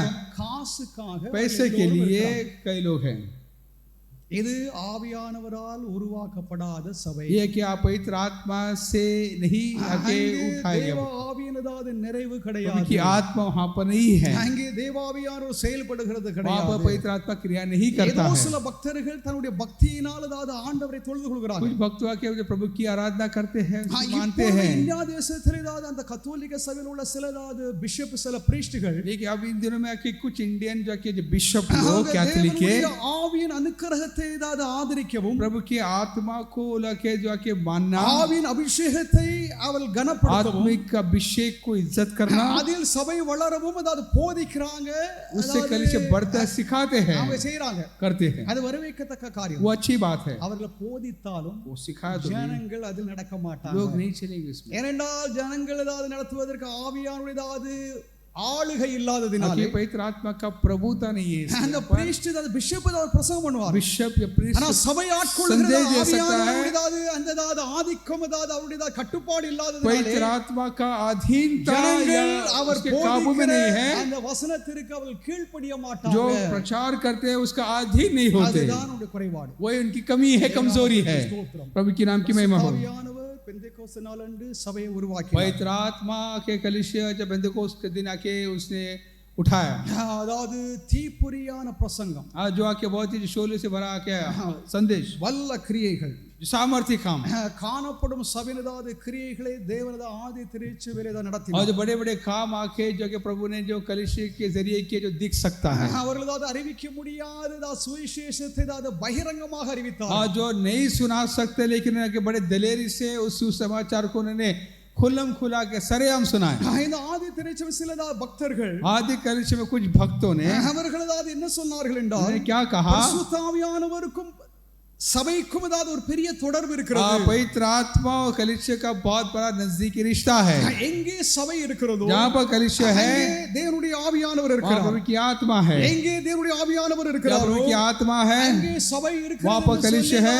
அவர்கள் மத்தியில் எழும்பின சில பக்தர்கள் उनके சொன்னார்கள், बीच जाके भक्तों जो उठे ने कहा இதை है, நீங்கள் சரியாக அறிந்து கொள்ள इस வேண்டும். बात को जानना है, எங்கே தான் சபை இருக்கிறதோ जहाँ कलीसिया है அங்கே ஆவியானவர் இருக்கிறார். वहाँ पवित्र आत्मा है, எங்கே ஆவியானவர் இருக்கிறாரோ पवित्र आत्मा है அங்கே சபையும் और இருக்கிறது कलीसिया है, என்றுதான் ஒரு பக்தன் சொல்லுகிறார். ऐसा भक्त कहता है। தேவநாமத்திற்கு ஸ்தோத்திரம். प्रभु के नाम की महिमा हो। தேவன் நம்மை ஏதாவது நிரப்பியிருக்க வேண்டும். प्रभु में भरना है, தேவன் நம்மை ஆசீர்வதித்திருக்க हमें வேண்டும். आशीष करना है, தேவன் நம்மை நடத்த வேண்டும். हमें चलाना है। ஆவியின் கட்டுப்பாட்டில் சபை இயங்கிக் आज கொண்டிருக்கிறது. आत्मा के कंट्रोल में जो आके कलीसिया के चलना ஆதி है। திருச்சபை ஏதாவது ஏக்கி அதை நடத்தி வந்தது ஆவியானவர். पवित्र आत्मा जो एक आदि कलीसिया को अपने कंट्रोल में लेकर चला அது रहा था। நிமித்தமாக யூதேயா சமாரியா கலிலியா போன்றதான பிரதேசங்களில் சபையானது इससे விரிவடைந்தது. यहूदा सामरिया के इस प्रकार जगह पर आके प्रभु का कलीसिया फैला, தேவ ஆறுதலோடு சபையானது பெருகி प्रभु வழிந்தது. के तसल्ली में आके बढ़ा। அப்போஸ்தலர்களின் நடபடிகள், प्रेरितों का जो क्रिया, பரிசுத்த काम, ஆவியின் நடபடிகள் पवित्र आत्मा का काम என்று நாம் சொல்லலாம். से कह सकते हैं। தேவநாமத்திற்கு ஸ்தோத்திரம். प्रभु की नाम की महिमा हो। ஆதி திருச்சபை ஆவியானவர் அதாவது ஏக்கி அதை आदि நடத்தி வந்தார். कलीसिया को आके चलाने वाला आत्मा, ஆண்டவர் அவருடைய சபைக்கு சிலதாவது பொறுப்புகளை ஊழியங்களையும் கொடுத்தார். कलीसिया को प्रभु ने कुछ आके जिम्मेदारियां दी है, சபைதாது எப்படி நடக்க வேண்டும், कैसे चलना है इस कलीसिया, சபைதாது எப்படி வளர வேண்டும், कैसा बढ़ना है, சபையுடைய பணி என்ன, क्या सेवा है। என்னதாவது சபைக்கு தேவன் வரங்களை வல்லமைகளை தேவன் प्रभु கொடுத்தார். कलीसिया को वरदान और सामर्थ्य देता है। தேவ நாமத்திற்கு ஸ்தோத்திரம். प्रभु की नाम की महिमा हो। விசேஷம் விரிவடைந்தது. सुसमाचार फैली, அற்புத அடையாளங்கள் நிறைவேறியது. अद्भुत काम हुई, தேவனுடையதாவது வல்ல நாமத प्रभु உயர்த்தப்பட்டது. का सामर्थ्य नाम ऊंचा उठाया गया। பெந்தெகோஸ்து நாள் முதல் पेंतेकोस्त के 7 दिन से लेकर இந்நாள் வரைக்கும் अब तक சபை कलीसिया ஏதோ ஒரு விதத்திலே किसी एक तरीके से அது ஏதாவது மெல்ல மெல்ல நகர்ந்து वो கொண்டிருக்கிறது. धीरे धीरे सरकती जा रही है। அது ஏதாவது ஒரு நாள் ஏதாவது மகிமை அடையும். एक दिनों की महिमा में பரிசுத்த महिमा ஆவியானவர் पाएगी। पवित्र आत्मा நிலைத்தன்மை உடையதாக, आज इस प्रकार के इस प्रकार का खूबी उसमें है, உறுதி உடையதாக, एकदम पक्का है। தொடர்ச்சியாக தம்முடைய சபையை ஏதாவது அவர் கட்டி அதை நடத்தி आगे भी வருகிறார். अपने कलीसिया को बांधते आ रहा है। இது பரிசுத்த ஆவியானவருடைய செயல்பாடாகும். ये पवित्र आत्मा का क्रिया है। ஏனென்றால் அதாவது இந்த வரலாற்றில் ஏதாவது சாதகமற்ற பல ஏதாவது சூழல் ஏதாவது உண்டாயிருக்கு. आज से कई दुनिया में कई कार्य जो कि हमारे साधन में नहीं है, பல ஏதாவது பிரச்சனைகள், कई समस्याएं हैं, பல ஏதாவது சண்டைகள், लड़ाइयां हैं, பல ஏதாவது பிரிவினைகள், कई के जो दूरियां हैं, எல்லாம் அதாவது மனிதனுடைய பாவ ஏதாவது அவனுடைய இயல்பு இன்னும் அதாவது அவங்ககிட்ட இருக்கிறது என்பதை வெளிப்படுத்துகிறார். या कि इंसान में अभी भी वो कमजोरियां है दिखाते हैं। ஆனால் தேவன் அதாவது ஒருபோதும் அதாவது குறைவுபட்டவர் அல்ல. इसे प्रभु लेकिन कभी इसमें कोई कमी नहीं है। கிறிஸ்துவானதாவது நிறைவுள்ளவராக இருக்கிறார். मसीह जो कि भरपूर है, பரிசுத்த ஆவியானவரால் சபை ஏதாவது ஏங்கிக் पवित्र கொண்டிருக்கிறார். आत्मा से कलीसिया चल रही है। தேவ நாமத்திற்கு ஸ்தோத்திரம். प्रभु की नाम की महिमा हो। ஆண்டவர் தம்முடைய சபையை கட்டி வருகிறார். प्रभु अपने कलीसिया को बांध रहा है। எபேசியர் 4:11 வாக்கியத்திலே Ephesians 4:11 को पढ़ेंगे। கிறிஸ்துவானவர் தம்முடைய சபைக்கு मसीह अपने कलीसिया को சிலதாவது உயர்ந்ததாவது அதிகாரங்களை கொடுக்கிறார், जो अधिकार को देता है, வரங்களை கொடுக்கிறார். वरदान को देता है। 1 एक அப்போஸ்தலர்கள், प्रेरित, 2 दूसरा தீர்க்கதரிசிகள், नबूवत, 3 तीसरा சுவிசேஷகர்கள், कुछ खबरियों को, 4 चार போதகர்கள், जो शिक्षक जो है, மெய்ப்பர்கள், चरवाहे जो है, ஐந்தாவது அதாவது போதகர்கள் என்ற அதாவது जो இந்த அதாவது शिक्षक जो है, இந்த அதாவது பணிவிடை இந்த அதாவது ஊழியத்தை கர்த்தர் தம்முடைய சபைக்கு தான் ये கொடுத்திருக்கிறார். सेवा जो प्रभु ने अपने लोगों को दिया है, இந்த ஐந்து அதாவது இந்த அதாவது ஐவகை அதாவது ஊழியங்களும் ये 5 सेवा இயேசுவில் நிறைவாக இருக்கிறது. यीशु में भरपूर है। இயேசுவானவர் பிரதான அப்போஸ்தலன் என்று சொல்லி அதாவது எபிரேயர் சொல்லுகிறார். यीशु जाके महायाजक है, இயேசுவானவர் தீர்க்கதரிசி என்று சுவிசேஷம். यीशु नबी करके देखते हैं, இயேசுவானவர் சுவிசேஷகர் கர்த்தருடைய நற்செய்தியை அறிவித்தார் என்று यीशु சொல்லி एक खुशखबरी सुनाने वाला है, இயேசு அது ஒரு மெய்ப்பர் என்று சொல்லப்படுகிறது. चरवाहे करके அது देखते हैं, மாத்திரமல்ல இயேசு ஒரு போதகர் என்று சொல்லி यीशु एक अच्छा टीचर है இந்த करके ஐவகை ஊழியங்களும் இயேசுவில் நிறைவாக 5 இருக்கிறது. सेवा के प्रभु यीशु में के है देखते हैं। அதை தம்முடைய சபையின் ஊழியர்களுக்கு அதாவது வரம்பட்ட ஊழியர்களுக்கு தேவன் அதை वो கொடுக்கிறார். अपने जो वरदान पाए कलीसिया जो सेवकों को देता है। நம்முடைய சபையில அதாவது பெரியயா இருந்த காலத்திலே அது நிறைவாக இருந்தது. अपने कलीसिया में जो आके बढ़िया रहने के समय बाकी बहुत ही என்னதாவது ஒரு முக்கியமானதாவது அந்த சபை ஏதாவது உருவாக்கின அப்போஸ்தலர்கள் இல்லைன்னா தலைவர்கள் जो कलीसिया जो उत्पन्न किया जो प्रेरितों ने அவர்களுக்கு தேவன் ஏதாவது இந்த ஐவக ஊழியத்தை அந்த ஏதாவது வரங்களையும் ஏதாவது ஒரே விதமாக ये கொடுத்திருப்பார். 5 वरदान एक साथ दिया होगा, அந்த ஏதாவது ஒருவரே एक ही அப்போஸ்தலனாக இருக்க முடியும், प्रेरित हो सकता है, அவர் தீர்க்கதரிசனம் உரைக்க முடியும், नबूवत होकर அவர் सकता है, சுவிசேஷத்தை அறிவிக்க முடியும், सुसमाचार सुना सकता है, அவர் மெய்ப்பராக இருக்க முடியும், चरवाहा हो सकता है, போதகராகவும் இருக்க वो முடியும். आके सिखाने वाले भी हो सकता है। பொதுவாக நமக்கு எல்லாரும் தெரியும் हम सबको पता है, எல்லா ஊழியர்களும் இந்த போதகர்கள் தான். सब आके जो आके शिक्षक है। நீங்க ஏதாவது பல ஏதாவது அட்வர்டைஸ்மெண்ட் இல்லைன்னா அந்த பேச்சு வழக்கத்தில் இல்லைன்ற பிரசங்கம் எதிராக இருக்கட்டும், आप कुछ भी आकर देख सकते हैं, जो எந்த ஒரு advertisement हो या प्रचार, போதகர் போதகர் போதகர் आज जो टीचर மெய்ப்பர் என்று சொல்லி யாராவது சொல்லுவாங்க? चरवाहा को कौन देखते हैं क्या? சொல்லுகிறதே கிடையாது. क्यों कहता नहीं है, அவங்க மைண்ட்ல இருந்து அவுட் ஆயிட்டு. उनके माइंड से वो आके दिमाग से निकल गई है। யார் மெய்ப்பன்? कौन आके चरवाहा है? சபையை நடத்துகிறவன் தான் மெய்ப்பன், कलीसिया को चलाने चरवाहा போதக है, மெய்ப்பன் கிடையாது. शिक्षक नहीं। சபையை தான் நடத்துகிறவன் தான் மெய்ப்பன். कलीसिया को चलाने का மெய்ப்பன் चरवाहा है। ஆடுகளை பராமரிக்கிறவன், आज जो चरवाहा जो कि ஆடுகளுக்கு भेड़ को संभालता है, ஜீவனை கொடுப்பவன், अपना जीवन देता है, ஆடுகளை பாதுகாக்கிறவன், संभालता है, துருபதேசங்களிலிருந்து ஆடுகளை ஏதாவது விடுவிக்கிறவன், उपदेश से बचाता है, அவர்கள் எல்லோரும் மெய்ப்பர்களா. वो सब के चरवाहे हैं। I am a மெய்ப்பர். मैं एक चरवाहा हूँ। பாஸ்டர் என்றால் அதாவது போதகர் அல்ல. पास्टर यानी बताइए कि वो शिक्षक है, நல்லா கவனிக்கணும். ये समझना है। எல்லாரும் பாஸ்டர் தான். सब पास्टर है, pastor pastor pastor pastor pastor. Pastor करके இப்போ அதற்குரிய தமிழ் ஏதாவது மொழி ஏதாவது उसका तमिल में देखिए तो போதகர் போதகர் போதகர்னு போடுவாங்க. शिक्षक करके அது बताते हैं, தப்பு, वो गलत है, அது முற்றிலும் தப்பு. वो गलत है। देखते हैं பாஸ்டர் என்றால் மெய்ப்பராகும். पास्टर यानी யார் चरवाहा, மெய்ப்பர்னு போடுறா? कौन चरवाहा போடுறதே है? கிடையாது. कोई भी नहीं डालता, எல்லாம் போதகர் தான். सब के शिक्षक चरवाहा है। அப்ப மெய்ப்பர் யாரு போதகர் யாரு? चरवाही कौन है या सिखाने वाला कौन है? சரி, நீங்க போதகனாக ஏதாவது இருக்கவங்களால ஏதாவது இல்ல ஏதாவது நீங்க இருக்கிறீங்க, अगर तुम सिखाते हो அப்ப நீங்க மெய்ப்பன் அல்ல. तो आप நீங்க आके சபையை चरवाहा நடத்த चला नहीं सकते। சபையை நடத்துகிறவன் தான் மெய்ப்பன். कलीसिया चलाने वाले ஆடுகளை चरवाहा ஏதாவது है। சபை ஏதாவது நடத்துகிறவர்களுக்கு தேவன் அந்த அதிகாரத்தை கொடுக்கிறார். भेड़ों को चलाने के लिए वो अधिकार देता है। ஆண்டவர் சிலரை அப்போஸ்தலர்களாக, प्रभु कुछ को प्रेरित, சிலரை कुछ தீர்க்கதரிசிகளாக, नबी, சிலரை कुछ சுவிசேஷகர்களாக, सुसमाचार, சிலரை ஏதாவது மெய்ப்பர்களாக, कुछ चरवाहा करके, சிலரை போதகர்களாக कुछ ஆண்டவர் शिक्षक சபைக்கு करके ஏற்படுத்தினார். कलीसिया को तैयार किया है प्रभु ने।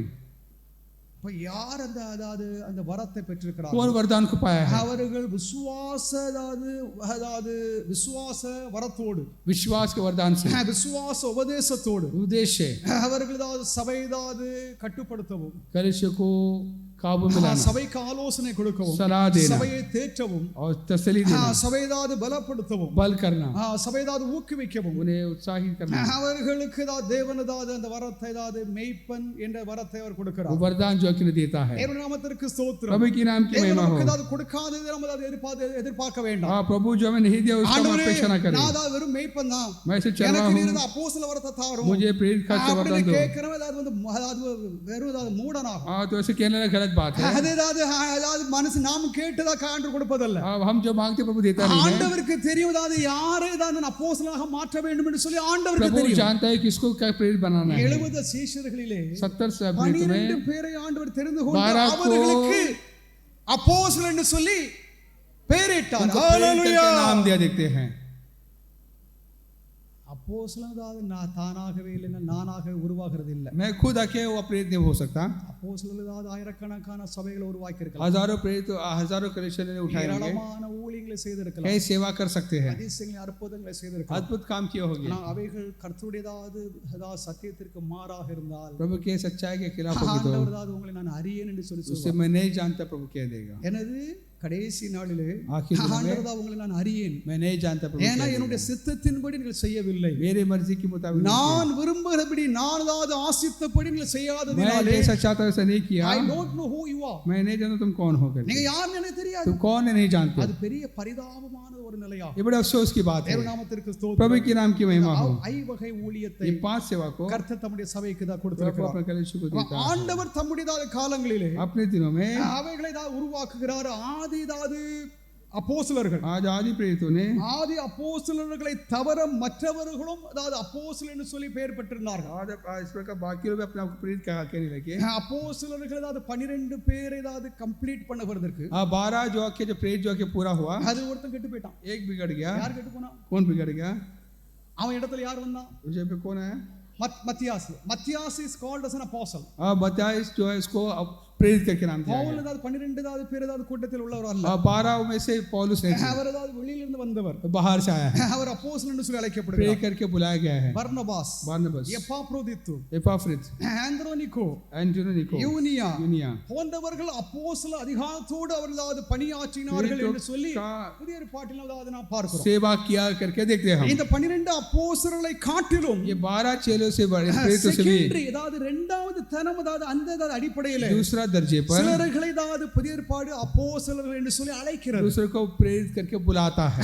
அதாவது ஒருவராகிலும் அதாவது அந்த அதாவது வரத்தை ஆண்டவர் கொடுத்தாரா இல்லை என்றதாவது மற்றதாவது சொல்லுகிறார்கள் என்று சொல்லி அதாவது புதிய ஏற்பாடு சொல்லவில்லை. इस प्रकार उनको बोला कि नहीं करके ऐसा नहीं कहते. ஆனால் அவர்கள் அப்போஸ்தலர்களுடைய கிரியை போன்றதாவது ஊழியத்தை प्रेरितों का जो क्रिया जैसा அவர்கள் அப்போஸ்தலர்களுக்கு உதவியாக उनको प्रेरितों का मदद करने के लिए, அப்போஸ்தலரை தாங்கி उनको संभालने के लिए தேவ பணிதாவது அவர்களாவது விரிவாக प्रभु का सेवा को उन्होंने और भी बढ़ाया. நாமத்திற்கு प्रभु ஸ்தோத்திரம். की नाम की महिमा हो. இந்த 12 அப்போஸ்தலர்கள் கர்த்தருடைய ஊழியத்தை செய்ய முடியாது. प्रभु का सेवा को करने के लिए 12 चेले பிசாசினதாவது அதிகாரங்களுக்கு மேலதாவது தன்னுடைய இயேசுவின் அதிகாரத்தை शैतान पर अपना अधिकार देने के लिए, சுவிசேஷத்தை அறிவிக்க, सुसमाचार सुनाने, ஞானஸ்நானத்தை கொடுக்க, बपतिस्मा देने, பாவ மன்னிப்பை கொடுக்க, गुनाह की माफी देने, விசுவாசிகளை சபையோடு சேர்க்க, विश्वासियों को कलीसिया से मिलाना, அப்போஸ்தலர் அதாவது அதிகாரங்கள் அப்போஸ்தலர் அதாவது உபதேசங்கள் அதாவது நிறுவ, प्रेरितों का जो सेवा को कायम करना, சபையை நடத்த, कलीसिया को चलाना, சபையை ஆதரிக்க, तो चलाना, சபைக்கு அதாவது போதனை செய்ய, उनको सिखाना, சபையை அதாவது புதுப்பிக்க, कलीसिया को नया करना, ஆன்மீக தலைவர்களாக தேவன் அப்போஸ்தலரை அதாவது நியமிக்கிறார். आत्मिक सरदार करके उन्हें बुलाता है. நாமத்திற்கு ஸ்தோத்திரம். प्रभु की नाम की महिमा हो. செய்யாததாவது ஒருவராயிலும் தங்களை ஏதாவது ஒரு முழுமையான பிப்லிக்கல் அப்போஸ்தல் என்று சொல்லி அழைத்துக் கொள்ளவே ये முடியாது. जो नहीं कर सकता अपने आप को आके शास्त्र का प्रेरित करके नहीं कह सकता. அப்போ ஏதாவது சிலருக்கு ஏதாவது என்கிட்ட ஏதாவது சிலவங்க ஏதாவது பேசி நான் கேட்டிருக்கிறேன். मुझसे मुझे बात करे நம்ம तो கிட்ட मैंने पूछा, இல்லைன்னா ஆண்டவர்கிட்ட கேட்கணும். हमसे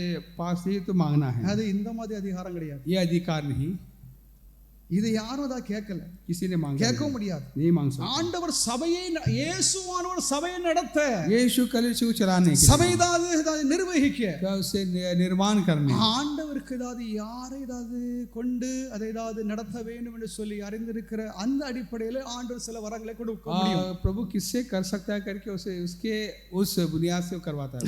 இயேசுவை ஆதிதாவது சபையானது அப்போஸ்தலர் என்று சொல்லி அறிக்கை செய்யும். यीशु का जाति कलीसिया प्रेरित करके कहा. எபிரேயர் 3 அதிகாரம் 1வது வாக்கியத்திலே इब्रानियों 3:1 में இப்படி இருக்க பரம அழைப்பும் பங்குள்ளவராய் பரிசுத்த சகோதரரே, நாம் அறிக்கைப்படுகிற அப்போஸ்தலரும் பிரதான ஆசாரியராகிய கிறிஸ்து இயேசுவை கவனித்து பாருங்கள். அப்ப இவர்தான் அதாவது அப்போஸ்தலர்களுக்கு அப்போஸ்தலர், आज प्रेरितों का प्रेरित यही है. பிரதான அப்போஸ்தலர். आज जो आदि जो सबसे बड़ा प्रेरित என்றதாவது இந்த எழுத்தாளன் சொல்லுகிறார். ये लेखक कहता है. இரண்டாவது தீர்க்கதரிசிகள், दूसरा नबूवत कहता है. தீர்க்கதரிசிகள் கர்த்தருடையதாவது வார்த்தையை உரைக்கிறவர்கள். आज जो नबियों को जो प्रभु के वचन को सुनाना, கர்த்தருடையதாவது வார்த்தையாக प्रभु செயல்படுவார்கள். का वचन करके जो वाक्य क्रिया करना, அவர்கள் தேவனுடையதாவது தீர்க்க தரிசனங்களை ஏதாவது அறிவிக்கவும், प्रभु का नबूवत को बताना, அது வரும் காலங்களை குறித்து முன் அறிவிக்கவும், आने वाली बातों को बताना, தேவனுடைய ஆவியினால் அவர்கள் ஏதாவது ஜனங்களுக்கு எச்சரிப்பையும், प्रभु के आने वाले खतरों से आगाह करना, ஆறுதலையும் उनको तसल्ली। சமுதாயத்தை தான் நடத்தவும் அதாவது தீர்க்கதரிசிகள் அதாவது அழைக்கப்பட்டு செயல்படுகிறார்கள். खासकर नबी करके लोग आके क्रिया करते हैं। இந்த அதாவது சபையானது மனம் திரும்பவும் ये कलीसिया मन फिराना, அவர்கள் அதாவது கர்த்தருடைய சத்தியத்தோடு என்றும் அதாவது நிலைத்திருக்கவும், प्रभु के सच्चाई पे कायम रहना, ஞானத்தோடு புத்தியோடு விவேகத்தோடு ज्ञान से समझ बूझ से தாழ்மையோடு அதாவது முன்னேறவும் नम्रता से बढ़ने के लिए தீர்க்கதரிசிகளை அதாவது தேவன் உருவாக்குகிறார். नबियों को प्रभु उत्पन्न करता 1 है। கொரிந்தியர் 14:3 हाँ 13:3 में, पहला कोरिन्थियस 13:3 में, மனுஷருக்கு பக்தி விருத்தியும் புத்தியும் ஆறுதலும் உண்டாகத்தக்கதாக பேசி நல்ல கவனிங்க. इस बात को தீர்க்கதரிசனம் समझिए, அதாவது பேசுகிறவன் जो नबूवत करता है விசுவாசிகளுக்கு அதாவது பக்தி விருத்தி அதாவது உண்டாக்குவது. विश्वास को भक्ति आके पैदा करना। இந்த தீர்க்கதரிசிகளை இப்பொழுதுதான் நீங்க அதாவது உலகத்தில் உள்ள தீர்க்கதரிசிகளை பாருங்க. दुनिया के नबूवत को, नबियों को देखें, அடுத்த வருஷம் அதாவது பூமி அதிர்ச்சி अगले साल भूकंप आएगी அல்லது அதாவது ஒரு சுனாமி या सुनामी இல்லைன்னா ஒரு வியாதி या बीमारी, அதை குறித்து பேசிட்டு இருக்கிறாங்க. उसके बारे में बातें करते சபை हैं। ஏதாவது உருவாக்குறதுக்கு அவங்களுக்கு ஏதாவது ஒண்ணுமே தெரியல. कलीसिया का उत्पन्न करना कुछ नहीं है। இங்கே வேதத்தில் ஏதாவது இங்கே ஏதாவது காணப்படுகிற தீர்க்கதரிசிகள் यहाँ पर जो शास्त्र में दिखा गया नबी விசுவாச ஜனங்கள் ஏதாவது அவர்கள் உயர்வடைய, आज जो विश्वास सिवा के तरक्की அவர்கள் ஆறுதல் ஏதாவது அடைய, तसल्ली पाने, அவர்கள் தேற்றப்பட, वो तसल्ली पाने के அவர்கள் लिए, வளரும்படியாக बढ़ने के தீர்க்கதரிசிகள் लिए பணியாற்றுகிறார்கள். ये सेवा दिया जाता தேவ है। நாமத்திற்கு ஸ்தோத்திரம். प्रभु की नाम की महिमा हो। ஏதாவது பண்புகளை அடைந்து प्रभु का जो खूबियों को बांध कर, வசனத்தை கைக்கொள்ளும்படியாக தீர்க்கதரிசனம் உரைக்க. वचन को आके बताने के लिए नबूवत அந்த है। வசனத்தை மறுபடியும் வாசிங்க. वचन फिर से पढ़े, மனுஷருக்கு பக்தி விருத்தியும் புத்தியும் ஆறுதலும் உண்டாகத்தக்கதாக பேசுகிறான். தேவ நாமத்திற்கு ஸ்தோத்திரம். प्रभु की नाम की महिमा हो। தீர்க்கதரிசியின் ஆவி தீர்க்கதரிசியில் கட்டுப்பட்டிருக்கிறது. आज नबूवत का जो आत्मा नबियों में के काबू में रहेगी। அப்போ அதாவது தீர்க்கதரிசிகளின் ஆவிக்கு தீர்க்கதரிசனம் அதாவது அது வார்த்தை கட்டுப்பட்டிருக்கிறது. आज नबूवत जो है नबियों के काबू में रहती है। ஆண்டவர் நமக்கு சொல்லுகிறது அனைத்தும் அதாவது எல்லா நேரங்களிலும் தான் சொல்ல வேண்டும் என்று சொல்லி அவசியம் இல்லை. वैसे प्रभु जो कुछ कहता है उसे जरूरी कहना है करके ऐसा नहीं है। ஆண்டவர் நமக்கு சொல்லுகிறது ஏதாவது மனதில் வைத்து प्रभु जो कहा उसे मन में रखे, அது ஏதாவது நிறைவேறும் வரைக்கும் ஏதாவது காத்திருக்க வேண்டியது நம்முடைய பொறுப்பு. उसे पूरा होने तक आके संभाले रखे। அதாவது ஆண்டவர் ஏதாவது நமக்கு ஏதாவது ஒரு காரியத்தை வெளிப்படுத்துகிறார், एक बात को प्रभु दिखाता है तो அதை நாம் ஏதாவது மனதில் வைத்துக் கொள்ள उसे मन में रखे, हम அதற்காக ஜெபிக்க வேண்டும். प्रार्थना करें। हम ஒரு ஏதாவது மனிதனை ஏதாவது அவனுடைய ஏதாவது அசம்பாவிதம் அவனுக்கு நேரிடுகிறது என்று சொல்லி ஆண்டவர் தெரிவிக்கிறார் என்றால் अगर कोई खतरा जो आता है तो அதை நாம் மனதில் வைத்து मन में रखे, அந்த ஆத்மாவிடம் ஏதாவது நம்ம ஏதாவது சாதுரியமாக ஏதாவது அவர்களுக்கு ஏதாவது அவரிடம் ஏதாவது சொல்லி उस आत्मा को हम समझदारी से कहकर கர்த்தருடைய ஏதாவது வார்த்தை தான் இப்படி இருக்கிறது என்பதை நம்ம ஏதாவது உணர்த்த प्रभु का வேண்டும். वचन ऐसा है करके उनको समझाए। சிலங்க அப்படி இல்லை. उसको ऐसा नहीं है, அப்பதான் அது பெருமை அகம்பாவம் வீம்பு எல்லாம் அது உண்டாயிரும். तब के घमंड सब आएगी। ஏதோ ஆண்டவர் ஏதாவது தங்களோட ஏதாவது பேசிட்டாரு, प्रभु से बातें நான் किया, எல்லாம் சொல்லணும், मैं सब कुछ कहना है, அப்படி சொல்லலன்னா அதாவது கள்ளத்திற்கு தரிசனம் அவன் சொல்லுவான். ऐसा नहीं कहेगा तो ये झूठा नबी है करके இவர்கள் அதாவது இப்படி அகம்பாவத்திலே சொல்லி காரியத்தை கெடுத்து ऐसे कहकर बातों को आके गलत कर देंगे। தீர்க்க தரிசனம் சொல்லுகிறவன் தீர்க்க தரிசி அந்த ஆவி ஏதாவது அது கட்டுப்பட்டிருக்கு. जो नबूवत करता है कि नबियों के जो के काबू में रहता है, எப்பொழுது பேச வேண்டும் பேசக்கூடாது, कब बातें करना कब नहीं, கட்டுப்பாடு वो पाबंदी जो काबू में रहता है ரொம்ப அவசியம். वो बहुत जरूरी है। மூன்றாவது சுவிசேஷகர்கள், जो सुसमाचार है, இயேசுவின் நற்செய்தியை அறிவிக்கிறவர்கள் प्रभु के சுவிசேஷகர்கள், संदेश को सुनाने वाले, அவர்கள் ரட்சிப்பின் செய்தி உலகமெங்கிலும் அறிவிப்பார்கள். उद्धार का कार्य सब जगह बताएंगे। இயேசு கிறிஸ்து மனித பாவத்திற்காக மரித்து அடக்கம் பண்ணப்பட்டு உயிர்த்தார். यीशु मसीह के जो इंसान के गुनाह के लिए एक मरकत जी उठा, அழிவிலிருந்து ஆத்மாக்களை ரட்சிக்கிறார், तबाही से बचाता है। தேவனுடைய ஆவியானவர் சுவிசேஷர்களுடைய வார்த்தையை கேட்டு ஆத்மாக்களை ஆண்டவரிடமாக அழைத்து விடுகிறார். बातों को सुनकर प्रभु की आत्मा ने आत्मा को उनके पास लेकर आता है। சுவிசேஷகர்கள் சுவிசேஷத்தை அறிவிக்கும் பொழுது ஆத்மாக்களுடைய இருதயமானது திறக்கப்படுகிறது. समाचार बताया जाता है, उनके दिल उनका मन खुल जाता है। அதாவது கிறிஸ்துவ வரலாறு முழுவதும் ஏராளமான சுவிசேஷகர்கள் கிறிஸ்துவுடைய சுவிசேஷத்தை சொல்லி வருகிறார்கள். कई सुसमाचार करके उठे हम देखते हैं। அதாவது கிறிஸ்துவுடைய சத்தியத்திற்கு அடிப்படையாக இருக்க வேண்டும். मसीह की सच्चाई के बुनियाद पर रहना चाहिए। கிறிஸ்துவுடைய புதிய ஏற்பாட்டு சத்தியத்திற்கு மாறாக இருப்பது தேவன் அங்கீகரிப்பது இல்லை, அதற்கு வேல்யூ இல்லை. सच्चाई के खिलाफ रहे तो प्रभु से अंगीकार नहीं करता है। அது மனம் திரும்புதலை முன்வைக்கிறது. वो मन फिरावट को आगे रखता है। மனிதர்கள் தேவனிடம் சேர வேண்டும் என்றால் இயேசுவின் மூலமாகவே சேர முடியும் என்றும் पास पहुंचते तो प्रभु के उनके साथ வேறு नहीं हो सकता ஒருவராகிலும் அது ரட்சிப்பு இல்லை என்றும் और किसी से उद्धार नहीं करके சுவிசேஷர்கள் ஆணித்தரமாக பிரசங்கம் செய்வார்கள். सुसमाचार के बड़े दलील से प्रचार करेंगे. சுவிசேஷர்கள் ஆதி திருச்சபையில் இருந்தார்கள். ऐसा आदि कलीसिया में थी. சுவிசேஷனை குறித்து நம்ம வாசிக்கிறோம். आसिफन कर्म देखते हैं. வரலாறு முழுவதும் ஏராளமான சுவிசேஷர்கள் இருக்காங்க. कई सियासी समाचार है. நான்காவது மேய்ப்பர்கள். चरवाहे. மந்தை ஏதாவது மேய்க்கும்படியாக தேவன் அந்த அதிகாரத்தை கொடுத்திருக்கிறார். चरवाहों को भेड़ों को चरा करते हैं. அதாவது ஆத்துமாக்கள் அது முதிர்ச்சி அடைய. आत्माओं की बढ़ने की. அவர்களை ஏதாவது நடத்த. उन्हें चलाने. அவர்களை பாதுகாக்க. उन्हें संभालने. ஆன்மீகமாக அவர்களை பராமரிக்க தேவன் சபைக்கு மேய்ப்பர்களை கொடுக்கிறார். आत्मिक तार से प्रभु ने कलीसिया को दिया है. யோவான் 20 அதிகாரம் 15 இருந்து 17 யோவான் வரைக்கும் வாசித்து பாருங்கள். 15 से पढ़ेंगे हम. யோவான் 21:15 இருந்து.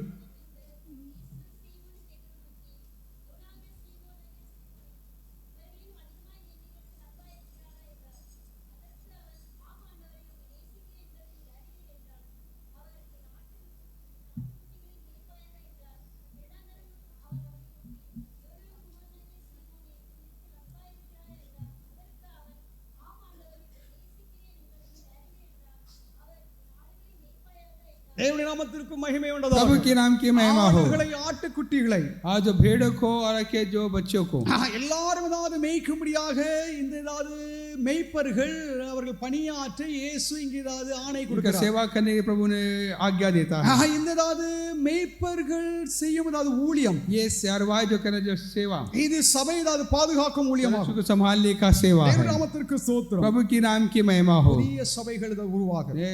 नया कलीसिया उठाना தீர்க்கதரிசிகள் அதற்கு ஒத்துழைப்பு கொடுக்க வேண்டும். नबी उनके लिए सहायता करना है. சுவிசேஷகர்கள் கர்த்தருடைய சுவிசேஷத்தை ஏதாவது மேய்ப்பர்களுக்கு सुसमाचार இணையாக ஏதாவது அறிவிக்க வேண்டும். जो पता बताना. தேவனுடைய நாமத்திற்கு ஸ்தோத்திரம். प्रभु की नाम की महिमा हो. எல்லோரும் இயேசு கிறிஸ்துவின் ஏதாவது முதிர்ச்சியான நிலையை அடைய முடியாது. आज जो मसीह में और बढ़ने के लिए ஐந்தாவது போதகர்கள் आज जो आके सिखाने वाला ஆரோக்கியமான உபதேசத்தை சபைக்கு தான் கொடுக்க अच्छा முடியாது. तंदुरुस्त आके जो शिक्षा देना, வேதத்தை சரியாக விளக்கி காண்பிக்க बाइबल को முடியாது. सिखाना, அறிவையும் समझ புத்தியும் को சபையாருக்கு அறிவிப்பது बुद्धि को देना. போதகர்கள் ஏதாவது ஊழியமாகும். आज जो सेवकों का यानी इनका शिक्षक का सेवा है. வேதத்தை சரியாக பகுத்து ஏதாவது போதிக்க வேண்டும். आज जो बाइबल को अच्छी तरह समझकर ऐसे सिखाना. வேதத்தை ஏதாவது ஆராய வேண்டும். आज जो शास्त्र का खोज करना. வேத வசனத்தை போதிப்பதற்கு முன்னதாக ஏதாவது அந்த வசனத்திற்காக ஜெபிக்க வேண்டும். आज जो प्रचार करने से पहले उसके लिए प्रार्थना करना. தேவனுடைய ஏதாவது ஆலோசனைகளை நாம் பெற வேண்டும். प्रभु की सलाह को हम पाना है. ஜனங்களுடைய ஏதாவது எண்ணங்களை ஏதாவது நம்முடைய ஏதாவது மனக்கண்களை ஏதாவது நம்ம ஏதாவது காண வேண்டும். आज हमारे लोगों के मन के बातों को हमने नजर देखना है. இரண்டாவது இந்த போதகர்கள் அதிக ஆக்கினை அடைவார்கள் என்று ஏதாவது ஒரு எச்சரிப்பு கொடுக்கப்பட்டிருக்கிறது. जो सिखाने वाला ज्यादा दंड पाएंगे करने के யாக்கோபு 3 அதிகாரம் 1வது வாக்கியத்திலே याकूब யாக்கோபு 3:1 3:1 याकूब 3:1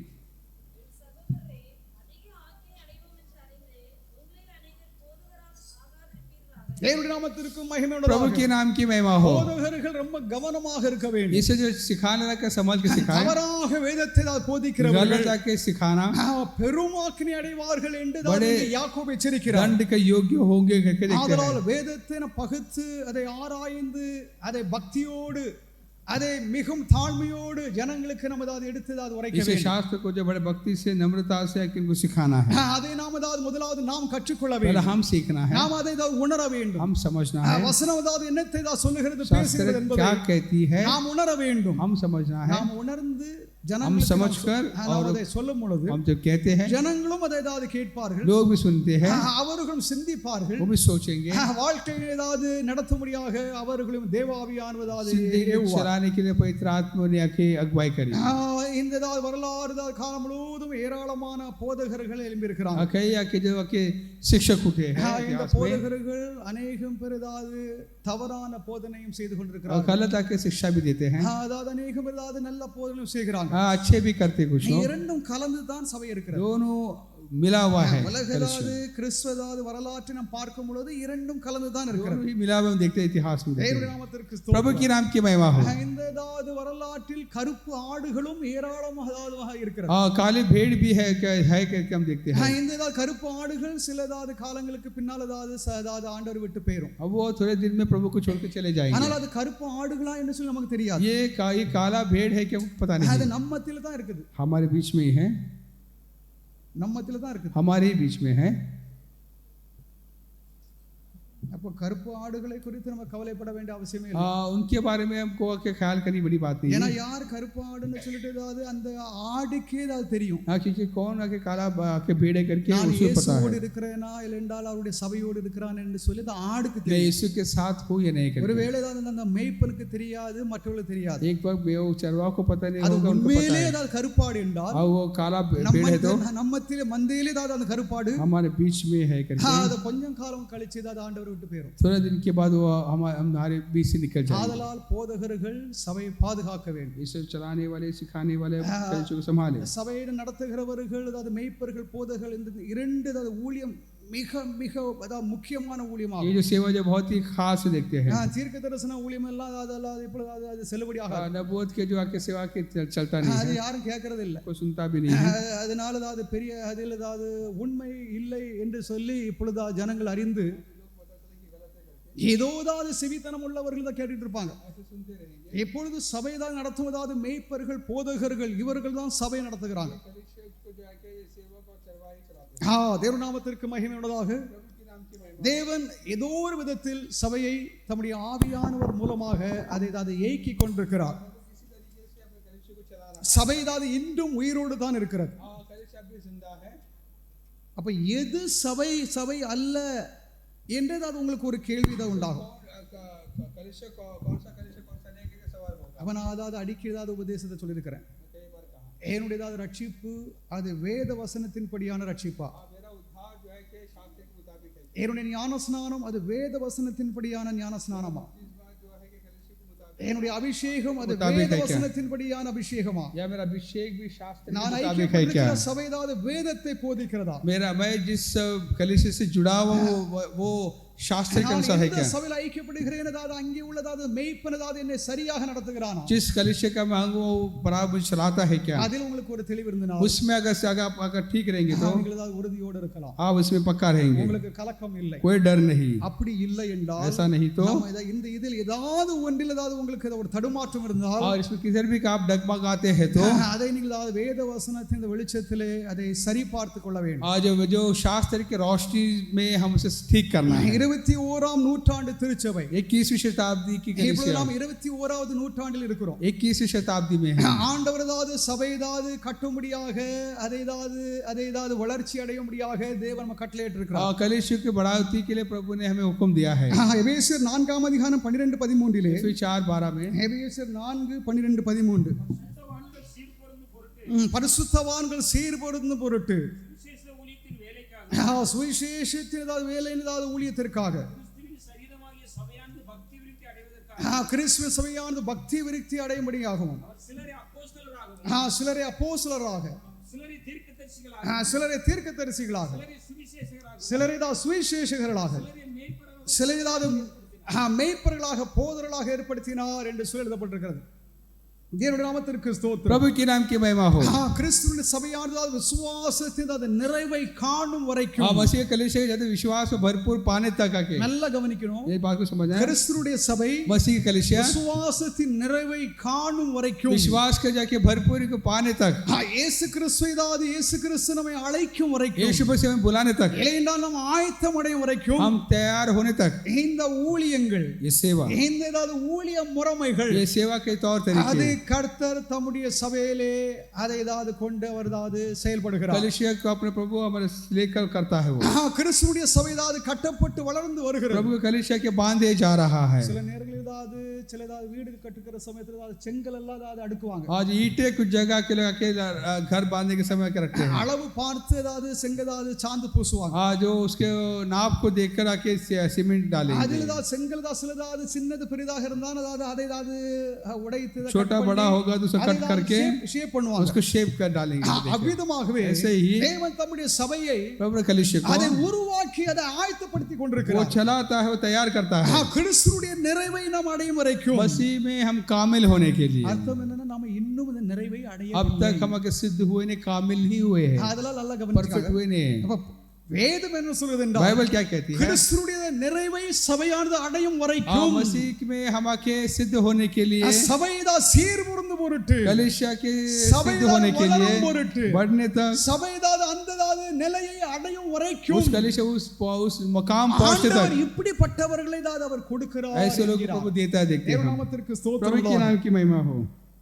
இந்த ஏதாவது உத்தியோகங்கள் அப்போஸ்தல உத்தியோகம் ये प्रेरितों का सेवा, தீர்க்க தரிசன உத்தியோகம் नबियों का सेवा, அது ஒரு முழுமையான சபையில் ஏதாவது वो நிலைத்திருந்தால் भरपूर सेवा में होगा तो அது சபை ஏதாவது ரொம்ப சீராக இருக்கும். वो ठीक रहेंगे देखते हैं हम। இப்போ வேறு இடங்கள் ஏதாவது பல தீர்க்க தரிசிகள் ஏதாவது இருக்கிறதாக நம்ம கேள்விப்படுகிறோம். कई आके जगह नबी लोग क्या देखते हैं, அவர்கள் சொந்த ஏதாவது பெயருக்காக खुद के नाम के, சொந்த ஏதாவது ஒரு கூட்டத்தை உருவாக்குவதற்கு, खुद के लोगों को जमा करने के लिए, ஏதாவது ஒரு எம்பையர் ஏதாவது ஒரு ராஜ்யரீகத்தை ஏதாவது உருவாக்க, एक राज्य को तैयार करने के लिए, பாருங்க ஏதாவது ஒரு ஆளுடைய ஏதாவது பெயரும் ஊழியம் ஏதாவது லாசரஸ் மினிஸ்ட்ரி, एक व्यक्ति का नाम को लेकर மைக்கேல் மினிஸ்ட்ரி, माइकल मिनिस्ट्री ஏனென்றால் ஜேம்ஸ் மினிஸ்ட்ரி, जेम्स मिनिस्ट्री करके, இது ஒரு தனிப்பட்ட இது ஊழியம், இது சபை, அவங்க இது சபை அல்ல, वो कलीसिया नहीं है, वो அது அவங்களுடைய ஊழியம், ये उनका सेवा है, वो அது அவங்களுக்கும் சபைக்கும் சம்பந்தமே கிடையாது. उनका कलीसिया அவங்க को संबंध சொந்த ஏதாவது ஒரு ஊழியத்தை அவங்க ஏதோ செஞ்சுட்டு இருக்காங்க. उनके खुद की सेवा சபை करते என்பது हैं, வேற, कलीसिया अलग है। இது கிறிஸ்துவானவரால் நிறுவின சபை. मसीह ने जो निर्माण किया இதற்கு हुआ इसके இந்த लिए ஐவகை ஏதாவது ஊழியங்கள் ஏதாவது செம்மையாக இருந்தால் 5 सेवा ठीक होगी तो கிறிஸ்துடைய நிறைவை இது அடையும் मसीह के भरपूर को देख सकते என்று हैं। ஆண்டவர் சொல்லுகிறார். प्रभु कहता है அந்த ஏதாவது நாளை நான் காண்போமாக. उस दिन को हम देखें, கர்த்தர் இப்பொழுது நமக்கு நல்ல மேய்ப்பர்களை நல்ல போதகர்களை கொடுத்திருக்கிறார். प्रभु ने अच्छा चरवा, अच्छा आके शिक्षक दिया நம்முடைய है। சபைக்கு ஏதாவது ஆண்டவர் ஏதாவது ஒரு பிரத்யேகமான ஒரு அப்போஸ்தலரை ஆண்டவர் கொடுத்திருந்தார். हमको एक प्रेरित भी प्रभु दिए थे, அவர் ஏதாவது கிறிஸ்துவை நேரடியாக தரிசித்தார். प्रभु को रूबरू देखे, கிறிஸ்துனுடைய ஏதாவது உபதேசங்களை 7 உபதேசங்களை அவர் பெற்றார். मसीह के उपदेश को देख पाए। இந்த உபதேசங்கள் எல்லாம் ஏதாவது வேத ஏதாவது அடிப்படையாலானதாவது इस உபதேசங்கள் उपदेश जाके शास्त्र के தேவன் ஏதாவது அவர்களை बुनियाद पर அதிகாரப்படுத்தினார். उसको अधिकार दिया, சபை ஏதாவது உருவாக்கினார். कलीसिया उठी, ஊழியங்களை கொடுத்தார். सेवा दिए, ஏராளமான பெரிய कई கால- सेवाएं। பெரிய காலத்துல 350 ஊழியக்காரங்க இருந்தாங்க. हाँ 350 सेवक लोग थे। என்கிட்ட ஏதாவது ஒரு பெரிய ஏதாவது மினிஸ்டர்ஸ் கான்ஃபரன்ஸ் ஏதாவது ஒரு பெரிய ஏதாவது ஒரு போட்டோ இருக்கு. और बड़ा एक फोटो है, அதை பார்த்தா அதாவது ஏதோ பரலோகம் மாதிரி தெரியுது. हाँ स्वर्ग जैसा दिख रहा था मुझे। இப்போதான் நம்ம யாரை பார்க்க முடியுது? अभी किसे नहीं देख सकते, இப்ப யாரையும் நான் பார்க்க कोई முடியுது? भी देख नहीं सकते, அந்த மாதிரி ஒரு இதை நம்ம எங்கேயும் பார்க்க முடியுது. ऐसा देख भी नहीं सकते हम कहाँ ஏன்னா पर। அது கான்ஃபரன்ஸ்ல அது எல்லாரும் ஒரு ஆளு தவறாம அங்க கூடி वो இருப்பாங்க. कॉन्फ्रेंस सब थे, हम देखते हैं எல்லாரும் தூதர்களை போல இருக்கிறாங்க. सब फरिश्ते जैसे நான் थे। அதாவது இந்த சமயம் ஏதாவது எடுத்து வரணும்னு சொல்லிட்டு நினைச்சிருந்தா அதை எடுத்து வர மறந்துட்டேன். हाँ मैं लेकर आने वाला था, भूल गया मैं। கர்த்தர் தம்முடைய சபையை அவிதமாக நடத்தினார். प्रभु अपने कलीसिया को कैसे चलाया, அது ஒரு மாதிரியாகும். वो एक नमूना है।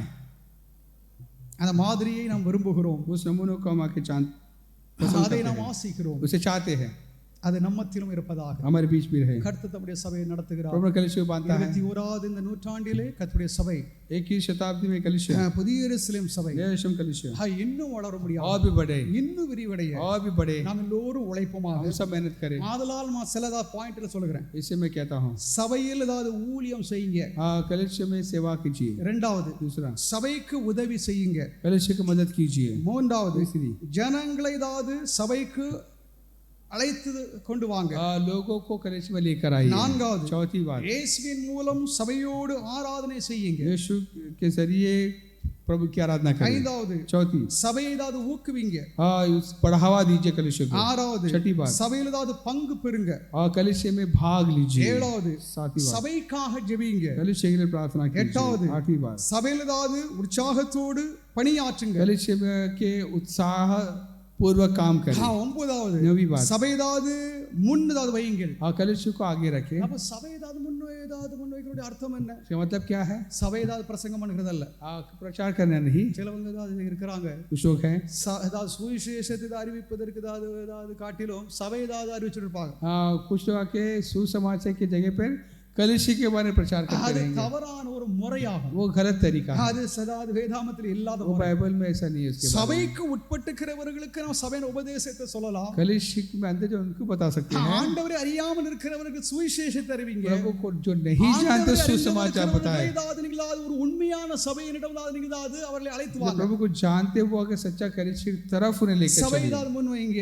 आगे रखे कलीसिया। பத்தாவது சபையில் ஏதாவது நிலைத்திருங்க. कलीसिया में कायम रहे। 11வது சபை சபையாக இருங்க. 11वीं कलीसिया हो. ஹalleluya. Hallelujah. நாம் எல்லோரும் சபையாக இருக்க हम வேண்டும். सब कलीसिया रहे. நாம் எல்லோரும் சபை, हम सब कलीसिया हैं. கிறிஸ்துவுடைய சபையாக இருப்போம். मसीह के कलीसिया रहे हम. கர்த்தருடையதாவது வருகை பிந்துமானால் प्रभु का आने में देरी होगी तो தொடர்ந்து நாம் அதாவது இந்த தேவ பணியை इस सेवा को உற்சாகத்தோடு उत्साहित पूर्वक எல்லோரும் சேர்ந்து ஒரே சீராக आगे सब एकजुट होकर கர்த்தருடைய சித்தம் மாத்திரம் நிறைவேறும் என்ற நோக்கத்தோடு प्रभु का सेवा ही सब करना है करके பக்தியோடு பரவசத்தோடு भक्ति से और खुशी से இந்த ஆன்மீக வாழ்விலே நாம் எல்லோரும் इस आत्मिक जीवन बढ़ते जाए हम. கர்த்தர் இந்த வார்த்தையை ஆசீர்வதிப்பாராக. और सचन का आशीष करें. திருச்சபையின் 58வது ஆண்டு நிறைவு விழாவின் ஸ்தோத்திரங்களை இயேசுவின் நாமத்தினால் தெரிவித்துக் कलीसिया 58 साल के साल की सभी को आपको धन्यवाद करता हूँ. स्तोत्र. हालेलुया.